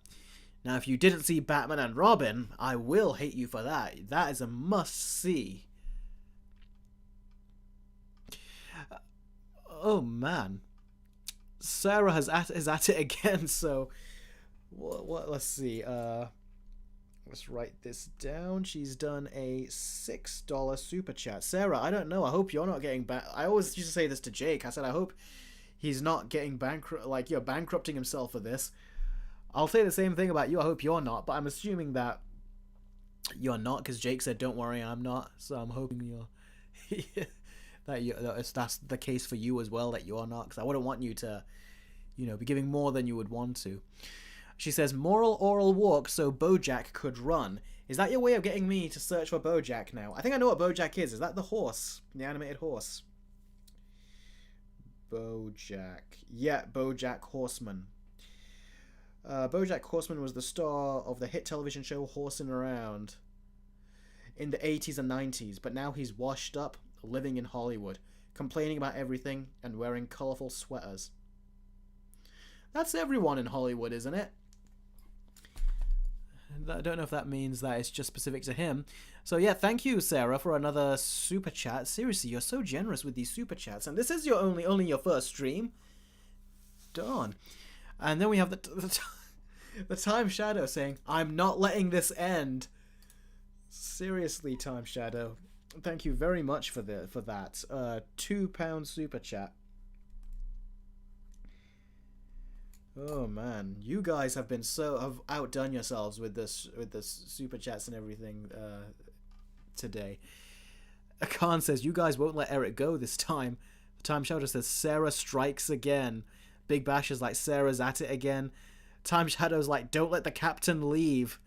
I'm surprised, like, over 3 hours in, you still want me to stay. I take it that means that you guys really enjoyed this stream. For a second, I was getting concerned. I was like, is it really that depressing, Jake? And now all of you guys don't want me to go. I like how everyone's saying Sarah's at it again. Sarah, the only one that they've said that to, that I can remember, is Jake. So, you might not be able to top Jake. You wave the white flag as you have. But the fact that you've even got people to say that and when you're donating means that you've reached a certain level for sure. And there she is reaching another level, another $12 super chat. Oh, I wrote that wrong. Oh, here we go. $12 super chat. She goes, "You didn't answer my question. Joke, joke. But what do you think is going too far? Moral? Oh, I'm sorry if I didn't. Ooh. But what did you think is going too far? Moral, oral, tackle child abuse, the destruction of innocence, that word which I can't say because YouTube hates it, and a lot of more dark stuff. BoJack is also dark." What do I think is going too far? Honestly, I think none of it goes too far if you know how to approach the subject matter. So if you can approach it in a way that is informative, that is sensitive to the subject matter, and is not exploitative, it can work. I feel like almost anything is approachable, but you gotta know how to do it, and you've gotta have good taste when you do it as well. Then pretty much anything is approachable. I mean, look at Tropic Thunder. When it had Robert Downey Jr. in blackface. That would not work, but a lot of black people really liked it. Black people, they are the ones that were saying, yeah, this is hilarious. And they don't mind it. And the commentary that was there, what it was trying to say about how Hollywood goes so far to the point that it's just tone deaf, they really liked it. So I think it really comes down to tact. It all comes down to how you discuss the subject matter. We've had very good examples, and we've also had very bad examples where they get very defensive, and that really gets a reaction out of people. So it all comes down to tact and how you do it, is what I'd say. I like how Time Shadow says, "Oh Sarah, another $11," and she's like, "Mwahahaha." Big Bash is right. Sarah is female Jake. Elite says, "It's a Saw game for Eric." Yeah, it's almost like it never ends, isn't it? No, Jesus Godzilla. I've not seen Alien Romulus yet. I'm going to watch it tomorrow. Although today now, because we're 125 or 126 now. So, yeah, I'm going to watch that today. Then I'll do a quick movie review of it as well. Matthew says you can say grape. Yeah, you can say that. Yeah. I've heard of that, actually. So, actually, yeah, you could say that. Sarah says, "I am the female Jake." Yes, you were definitely shaping up to be. Jess says, "Eric, read my comment on Transformers Revenge of the Fallen." Alright then, Jess. Unless anyone else does a super chat, that'll be the last thing I read. Because you thought this was a depressing stream. I'll end it by reading your question. Where is it? I'm scrolling through. I don't see your name. Oh, here we go. Eric, did you laugh at the FBI raid scene and the guy yelling, "Shut up, Grandma," in Transformers 2007? I actually did. I actually found that funny. Although that comment is you talking about the first Transformers. You're not talking about the second one. You said the second one. Big Bash is like, Jake versus Sarah. Dawn of Eric. Yeah. Sarah is the gal. She really is. Oh, there's Jess's question. Eric, tell me the problems that were going on in Transformers Revenge of the Fallen. Yeah, the big problem with Transformers Revenge of the Fallen, when I was a kid, I liked it. When it came out, I was 13, 14, so I was kind of the perfect age for it. But the ridiculousness was like that girl that turned into a Transformer. It's like, what, are they Terminators now? There was also... I didn't like Shia LaBeouf's parents in that movie. I thought they were absolutely terrible. The comic relief on them was pathetic. There were better characters in the first movie, and the third movie calmed them down, which was good, so they were better in there. I also didn't like that SpongeBob Transformer they had. I wasn't too fond of them. They had a couple of moments, but most of it was just stereotyping, as people said, so I do agree with that. That was one of the first times I had come across stereotyping, so I didn't even know if it was offensive or not. And let's see. I also didn't like the desert setting. To me, if you're in any video game or anything, the desert is the most boring setting you can choose. So that was a problem to me, that they based it in the desert. It's such a boring thing to look at. So I would say that was a problem, and that's why I thought the first movie and the third movie, where they had the battles in the city, they had a lot more creativity to utilize in those. But there was some good action sequences in the second movie, but the story was just not as good. It didn't feel as involved, and it was kind of ridiculous as well the more it went on. But I still don't hate that movie, but I definitely don't like it as much as I did when I was younger. That's for sure. The first and third movie are still my favorites of the Transformers films. Sarah says, I feel like one of those new Disney movies where they turn the male characters into a female. I don't know how to feel about that. Well, here's the thing, Sarah, is that you're not replacing Jake. Jake is still here. You're also doing your own thing. So, in a way, I always say... Jake knows I'm joking when I say it, but I always say Jake is kind of crazy for how much he donates. So you're technically like his Harley Quinn, in a way. You're your own original character. You've got your own style about you. You don't come across like a copy. You've got your own personality. And it's a very charming personality, but it's got a hint of craziness in there. Not quite as crazy as Jake, but there is some craziness in there. But I like that craziness. Both of you. You've both very likable in that way. Based on around this context. I was about to say I'm going to go now, but the Time Shadow has got another one in there. Let's put that in. He says... £2. Time Shadow says, if Sarah's in second place, then I can have third. Well, you've definitely got third place, and you've got 3 thumbs up on your comments right there. Big Bash says, thank you for joining the squad, Sarah. Yeah, thank you for joining the squad, Sarah. You are a part of this chat family, you are. She says, I've already surrendered. I'll face of my place? I've already surrendered of my place. I'm sorry, you got a little typo there. I'm no match for Jake. Thank you for joining the squad, Sarah. Let's see. Okay, at least the comedy is better than the MCU childish jokes. Okay, so I think that's a... Sarah? You just won't let me leave. She says, I'm not... Oh, that's what she says as well. I'm not letting this end. What's the best psychological movie you've ever watched? Mine or Truman Show, and definitely The Thing. Let me write that down, and then I'll think about it. That's a $6 stream. Oh man, Sarah. You're gonna drive me crazy. Okay, let me think about that. Time Shadow is so happy about the fact that Sarah donated to keep me here. Khan says, you will stay forever in the stream as long as we pay you. But that's the thing. I don't like... I've done this in other people's live streams. I don't like when people donate and they either ignore the donation and don't answer their question, or they say, alright, I'm going to leave the stream, and there's a bunch of donations left unanswered. I'm always like, what are you doing to your audience there? I always thought that's not nice. So... That's why whenever you guys donate, I never leave. Even if I have to stay here for the next 6 hours, I will not leave until I answer every single one of those donated questions. It's just something I believe in that regard. You know, you got to be respectful of that. Now, what's the best psychological movie I've seen? The Dark Knight counts as psychological, right? Because the Joker and everything he's doing is totally out of a psychological thriller.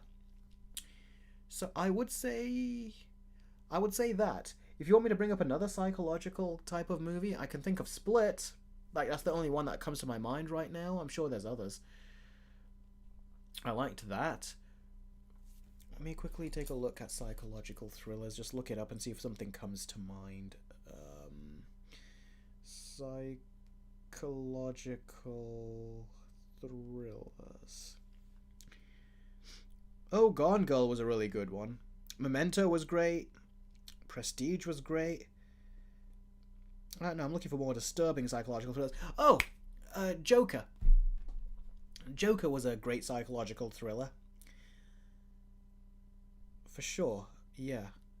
Yeah, Joker. I'll say Joker was a great psychological thriller. And Memento was also a great one as well. So, yeah. I don't know why when I talk a lot, all of a sudden I get a sore throat and my nose leaks a little. Okay, so let's see if I'm missing anything here. If Disney gender bent the X-Men, we go mad. Yep. Matthew says Saw music intensifies. Sarah says, you're welcome, Puddin'. Sarah, you're not my Harley Quinn, you're Jake's. So say that to Jake next time. Khan, seriously, I like how you just said that. You will stay forever in the stream as long as we pay you. Almost like you're saying, we own you.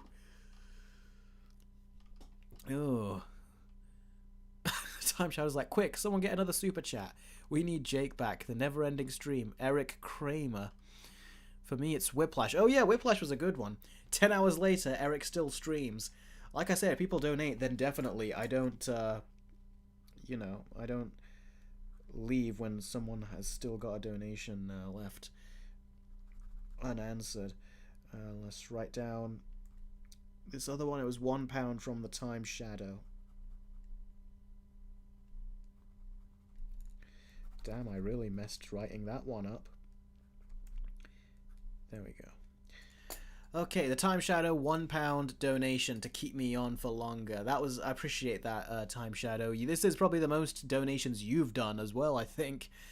See, even Khan says it. Khan says, Time Shadow, you crazy. What has Eric ever done to deserve this? I got it. Oh, Joshman's got to go. I'm sorry, Joshman. I was gonna leave earlier, but these super chats came in, and you know me. I said, like I've already said, I can't leave unless I've answered them. If you want to see the rest of this stream to see how it turned out, like I said, it's always catalogued, it's always saved on the channel. You can rewatch it that way. Thank you, though, Joshman. You've been very patient, and I appreciate the fact that you've tried to stay throughout the entire stream. But yeah, I did not expect it to go this long. But thank you very much, Joshman. Take care. Really, I appreciate it. Big Bash is like, the Time Shadow is at it again. Now, man, 2 of you are at it. I've got the at it again titles. It was only Jake that really had it before, but now it's Sarah, and it's also Time Shadow. Now first Sarah had an evil laugh, and now Time Shadow is having his evil laugh. Big Bash says Jake, Sarah, and the Time Shadow are the goats, and the Time Shadow goes, "Mwahahaha." Oh no, Khan says, Time Shadow, you crazy. What has Eric ever done to deserve this? And then he goes, "Mwahahaha. You evil masterminds, you." Big Bash says, best stream of all time. I'm glad you're enjoying the stream. I can never tell sometimes, so I'm usually judgmental. So I'll usually be like, I hope they're enjoying this one. This one's going on for too long. Maybe they're not. Robin says, we're holding him hostage. You guys technically are. Oh, let's find space on my piece of paper to write more of these. This is a crazy stream. Oh, Sari, asking more deeper questions now. How did you get your start in this movie review business? What made you realize you love to talk about movies? I've always loved to talk about movies. Ever since I was a kid, and my dad, I would always ask him if I could watch his grown-up movies like Die Hard and Terminator 2 and things. And I loved movies when I was younger, like, you know, kid movies like Disney's and all that, and Mouse Hunt and all those kind of stuff. But it wasn't until I saw Tim Burton's Batman where it really had an impact on me and really showed me, like, oh wow, this is what movies are. And I was 3 years old when I saw it. I'm the first child, so they showed me that. And 3 years old back then, in the 90s, was older than how 3-year-olds look now. Where, like, my youngest brother, he looked titchy when he was 3. And I was like, I swear, when me and my sisters were 3 and my brother, we looked taller and older. But he looked a lot younger. So I think 3 back then was different to 3 now. But yeah, I remember watching the movie, and you can just tell when parents are not as invested in a movie you're watching when you're watching kid movies. But Batman, in many sense, it is very much a kid movie. It's a guy dressed like a bat going after a guy dressed like a clown. Yet the movie looked like it was very artistic, it looked very serious, it looked very dark, it looked very scary, it looked very moody. And it looked like a movie that I was not allowed to see, even though the concept of it is very kiddie. It's very child-friendly. A superhero guy dressed in a costume going after a guy dressed like a clown. Yet somehow my parents were not watching it like they were watching a kid's movie. They were watching it like they were actually watching, like, an adult movie. but this has got all the ingredients of a kid's movie, but it feels grown up, and I can't watch it on my own. I have to watch it with them.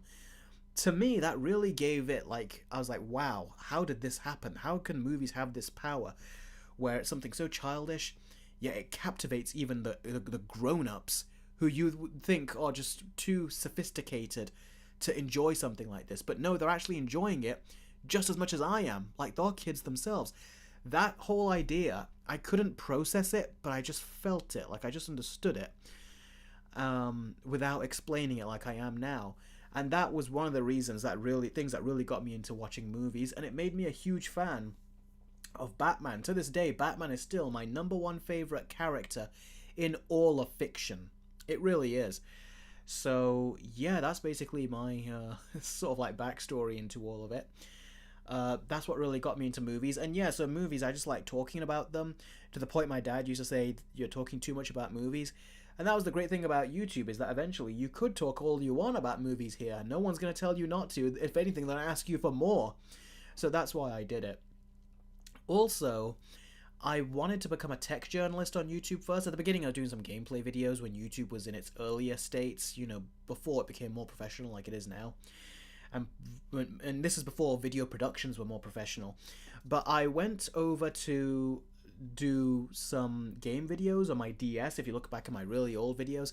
Then I tried to do some movie reviews, but the space was too saturated. I was like, I'm not going to really open up myself a niche here. No one's going to want to know my opinion on movies. So then I thought, okay, let's do something else. And I got into technology, and I thought, let's review phones and smartphones and things. So then I became a reviewer, and I started to get review units from companies to review smartphones and things. And I became like a tech journalist, essentially, a self-employed tech journalist. But then over time, smartphones were not advancing very much. They just had better cameras, better screens, and they were faster, and that was it every year. And I felt like my reviews of the smartphones, they felt like they were becoming just the same every single time I was reviewing it. So I lost passion for smartphones and things, because I was like, I feel like the reviews are the same every year. They got a better camera, better screen, faster performance.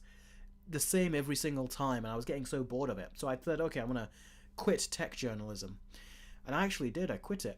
And then I thought, let's try delving more into gaming. So I created a show called 3-Minute Reviews. The episodes are all still up on my channel, Sarah, so you can still watch them. And that was a show I was very passionate about. I thought, let's try to do a little mini... I was actually inspired by even the Angry Video Game Nerd a little bit. I thought, let's put filmmaking techniques into this show. Let's make it as professional as I can. And I did. I'm so proud of that show, but it did not work, so I cancelled it and tried something else. And I did some variety of things, and then I thought, okay, let's do a versus video of the new Lemony Snicket's show, the Series of Unfortunate Events show on Netflix. I thought, let's try to do a versus video of that with the original, and let's see where it goes, if I can build an audience this way. And to this day, I'm still doing versus videos because of that. That one video I thought would be an experiment. It took me a month to make and to figure out the formula. And from that point on, I've been refining my versus formula as I've been going. And it's just gotten better and better and better and better, I feel like, as I've been making these versus videos. So that's my story, Sarah, as to why I love movies so much and how I got into this business of being a movie journalist now. I hope I answered that question and you got your $6 worth, and I hope it was a well-explained little backstory. I hope you guys all enjoyed that as well, because I've never told you this story before, so I hope you guys enjoyed it too.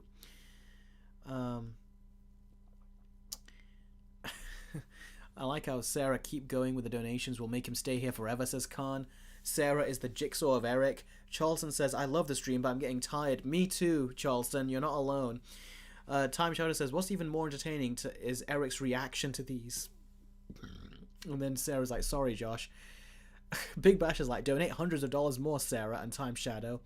Sarah says, it's for a good cause. Oh, that's really nice, Sarah. I appreciate that. I need to eat big, says Sarah. Oh, Salah is back. He actually came back here.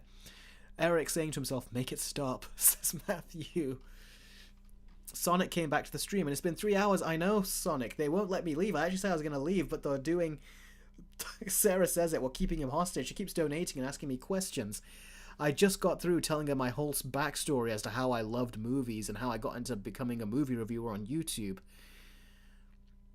Oh, Rohan says, hello, Eric. I just got back from California. Oh, hi. It's good to catch up with you, Rohan. You weren't in the stream prior, so I'm so glad. Let's see. Sarah says, that's an amazing answer. I'm glad you enjoyed that answer. I don't even know how I'm speaking so clearly, seeing how late it is. It's 1:43 in the morning right now. Your dad sounds like he is awesome, says Big Bash. Yeah, he is, for sure. You don't know the half of it, how awesome he is. Matthew says, my dad showed me the first Raimi Spider-Man movie when I was 2, and that's what got me into movies. Oh, wow. For me, it was Batman. For you, it was Spider-Man. Cool. Yeah, and my dad, yeah, he would show me a lot of those movies when I was younger, like some older movies too, and I used to always enjoy them. I never felt like these movies were too old for me to see. Of course, there were plenty that were too old for me to see, but my mum and dad just didn't let me watch those. But yeah, I really enjoyed them all. I had a lot of fun. Let's see. What's happening here? The Time Shadow has donated me another £2. This is insane. £2 and says, I'm sorry, Eric, I had to do it. You see, the Time Shadow, when you don't give me a question, though, you had to do it. But how much longer did that get you on me on the stream? Just a few extra seconds. Big Bash says, Eric loves Mr. Poe. He likes him more than Batman. No way, and you know it. Trolling me at this time, when I'm all tired and everything. You're a monster. Now, let's see. Sarah is still at it. $6 super chat. She says, that is an amazing answer. Nailed it again, Eric. Always been curious. Your versus videos made me find your channel. Oh, really? Which versus video was it that made you... Do you remember which one was the first one?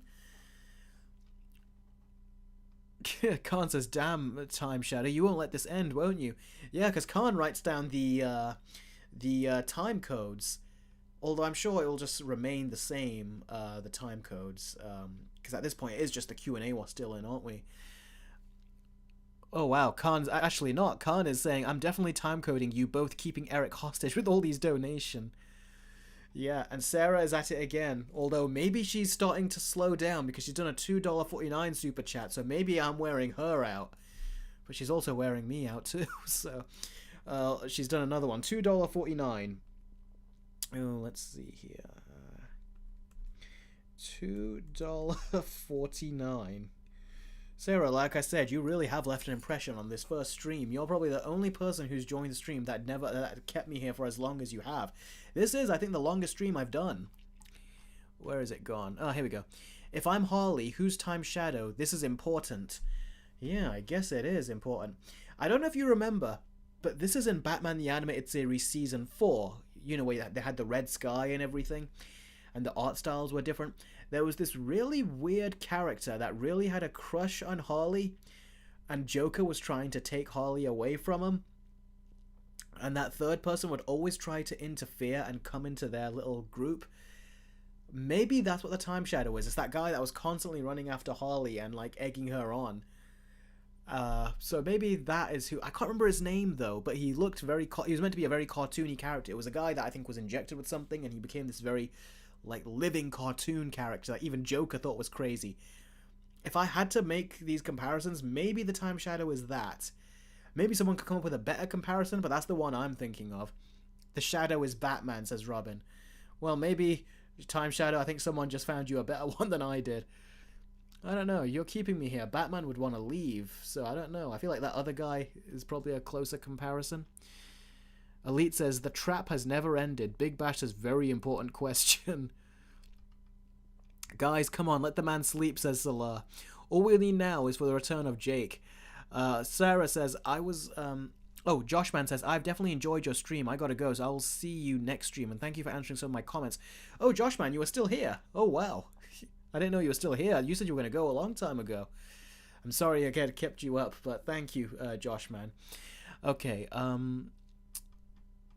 Time Shadow says, all we need now is for the return of Jake. I think Jake has done enough donations. I wouldn't ask him for another one for this stream. So, Sarah says, I was going to ask the Harley one on the 5 donation, but I loved the answer so much. Okay. Charlton says the super chats won't stop coming. They're going to make him stream this till he's 90. I like that reference right there. That was a good one. Where is it? Someone said something about Madam Web is what you think about in your sleep. No, I do not. Never. I can't believe it's still going, says the Ninder. I know, right? This has never happened before. Sarah's really carved out herself like this, her own little like part of this stream that I don't think anyone will forget. I'll lick my poo if you let Captain Eric rest, says Sonic. Please, I swear to God. Time Shadow says Sarah might be slowing down, but you've still got me to worry about. Oh, man. The Time Shadow, you really are sounding like a Batman villain now, aren't you? Solar says my first video versus video was also how I found Eric. Oh, wow, cool. The Time Shadow sounds like my personality, to be fair. The Riddler, yeah. Sarah, I thought I was wearing you out there. That's why you did the $2.49. I didn't know you actually had $6 on you. I thought that you were actually going to go down there. She goes, pretty sure it was the Jumanji one. Hated the sequel and was trying to find a review channel that saw the flaws. Well, I found it and loved your video. And loved it, your video. Yeah, a lot of people were talking about that. I was like, the 95 movie is such a classic. Like, you know, they don't make kids horror movies like that anymore. So that was such a... And in fact, Robin Williams was in it. To me, that is a cherished movie that I really do remember very fondly. And I was slightly scared of when I was a kid, but I didn't want to admit it. Because it has a PG logo on the box. I didn't think I should be scared of that. But it was really cool. And yeah, I love that movie. It's a 10 out of 10 from me. I gave it a 10 out of 10 in the Versus video, if I remember. And yeah, it was a fantastic movie, and when I loved putting the music in the Versus video. Like, I probably should watch that Versus video again. That was a great video. I really enjoyed it. Making it was so fun and therapeutic, and I think I'm the only person on YouTube that really trashed what the second movie did compared to what the first movie was. So yeah, you actually found me like a lucky find, because I've had those moments where I'm trying to find a very specific type of YouTuber that has a very specific opinion, because everyone else has a different one, and it's hard to find that kind of content creator, even though they're usually out there. So the fact you found me, Sarah, that was actually very lucky and very cool, and I'm glad as well that you found me. Okay, so yeah, Sarah has done that one. Let's see if I can get there in time. Time Shadow has done a £1 donation. Sarah says, the rest is history. I watched all your Versus videos, even the ones about the movies I haven't watched. Oh, that really means something. Thank you very much for that. That means you must really enjoy my videos if you watch the movies you haven't seen and all that. That's great. So, I'm surprised I never, like, committed your name to my memory then, like, you know, in the comments. Did you comment very often in those ones, or did you change your YouTube title or your thumbnail title, your profile picture title? I don't know. The Time Shadow is at it again as well. He's got a £1. He's still trying to keep me here. Time Shadow says, going somewhere, Eric? You really are starting to sound like a Batman villain now, Time Shadow. This is kind of crazy. Sonic is like, stop. Oh my effing god. Khan, I get that reference. Khan says you're doing YouTube until you're 90, or until you're 90. Did you ever watch the other Jumanji Next Level? Yes, I did, Matthew, and I did like that movie. Yeah, I liked that one better. I felt like the second one I got all my anger out of it, and the third one I was just able to watch as just a dumb movie. And it was more fun. And they still haven't made a sequel to it. They ended it with a cliffhanger. No sequel yet. Sarah says, $7 super chat again. She says, exactly. I hated how it got so much praise. I kept complaining about it to my friends. They were honestly sick of my rambling. Okay, sorry, I'm done. No, it's okay, because like I said, this always supports the channel, and if there's we've all had jobs we wish we didn't have to stick around and do, but if my job is to keep coming back and answering your questions, then I am the happiest guy in the world. I really am. Like, I am very, very happy. I'm not annoyed. As you can tell, I'm still calm when I'm speaking to you, because I love doing it. And also, the fact this is your first stream, And you've really gotten your stream's worth out of this. I didn't expect you to be doing this much comments as you did, and this much super chats too. So thank you very much, Sarah. I really, really appreciate it. Big Bash says, I've been doing YouTube for 6 years, Eric. Oh wow, fantastic. Hope you've still enjoyed it. You've been enjoying it. Where's the other one? 3.5 hours now, says Time Shadow. I know. Sonic says, oh my god, I'll pay $40 to get Captain Eric off the stream. Oh, Sarah says, I did change my profile pic, but I didn't comment that much. I only comment when I have something to say. Also, I was too busy watching your videos. Okay, then. Well, I'm glad I've managed to spot your comments now, so now I'll remember you. I'll definitely remember you after this stream. Hopefully I'll see you again, Sarah, on the next live stream. Although I'm feeling that I'm going to be able to leave now, unless something happens and I won't. But anyway, let's quickly just finish off and then I'll head out. Salah says, Sonic's like, go to sleep. I know, I want to. The Time Shadow says, to be honest, Eric, I feel like with the amount of donations today, I've probably already commissioned that video. That video? No. Trust me, having to watch the amount of those episodes in Stranger Things Season 4, that is probably going to be a level of commission that I've not even opened up or unlocked yet. That's one of the reasons I've not told you about it, is because I don't want to offer you such a high price for making that video, but if I have to do it, I would have to. But then again, it's like I have to if you want me to make it, because if I did make it with my busy schedule, it's just, you know, it's too much of an undertaking for me to do. It would be a long video. The G Gamer says, question, how close are you to making channel content full time, or not even close? Not close yet. I need to be able to get hopefully more YouTube memberships. If Patreon can continue to grow as well, I'll also find other means where you guys can help it if that's possible. But yeah, I'm definitely getting up there. I'm getting up more and more. That's the good thing, that I'm seeing an increase. So that's the good thing. Sarah says, I just really love talking about movies and love to know your opinion. Well, I'm very glad that you want to know my opinion that much. If anything, I had a lot more fun explaining certain things I feel like I've not explained before, so I'm glad that you asked those questions. Sonic says, I'll donate my PC for you to sleep. Big Bash says, I need a 5-hour stream. Well, looks like it ain't gonna happen. Looks like everyone's slowed down. And this is where I say my goodbyes to all of you. It was an absolutely wonderful stream. I really enjoyed it. And yeah, stay tuned for my review of Alien Romulus. I'm going to be watching that in the afternoon today. When, you know, I wake up and everything, I'll get ready and go. And yeah, then I'll review it. I'm still working on my Batman the Animated Series versus Batman Cape Crusader versus video. Then it'll be Puss in Boots 1 versus Puss in Boots 2. So yeah, it's that's what I've got coming up down the pipeline. And of course, follow me on Patreon and YouTube members, because I have got you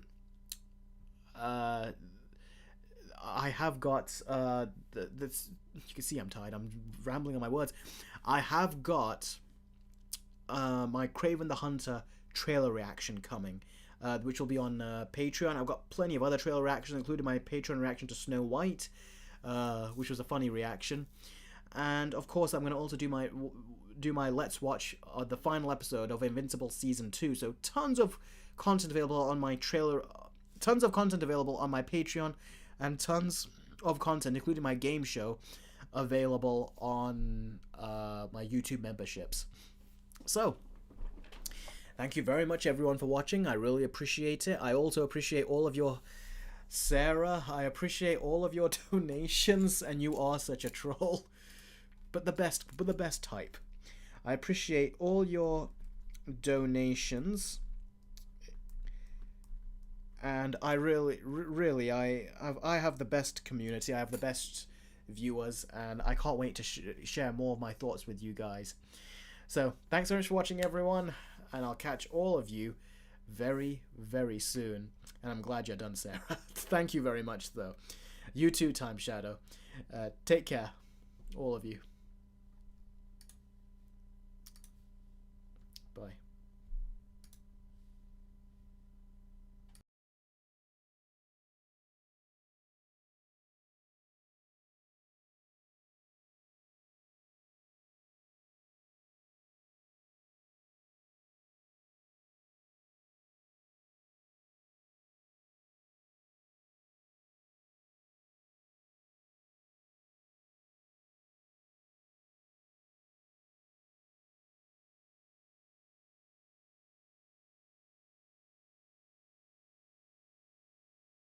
Time Shadow, I see it.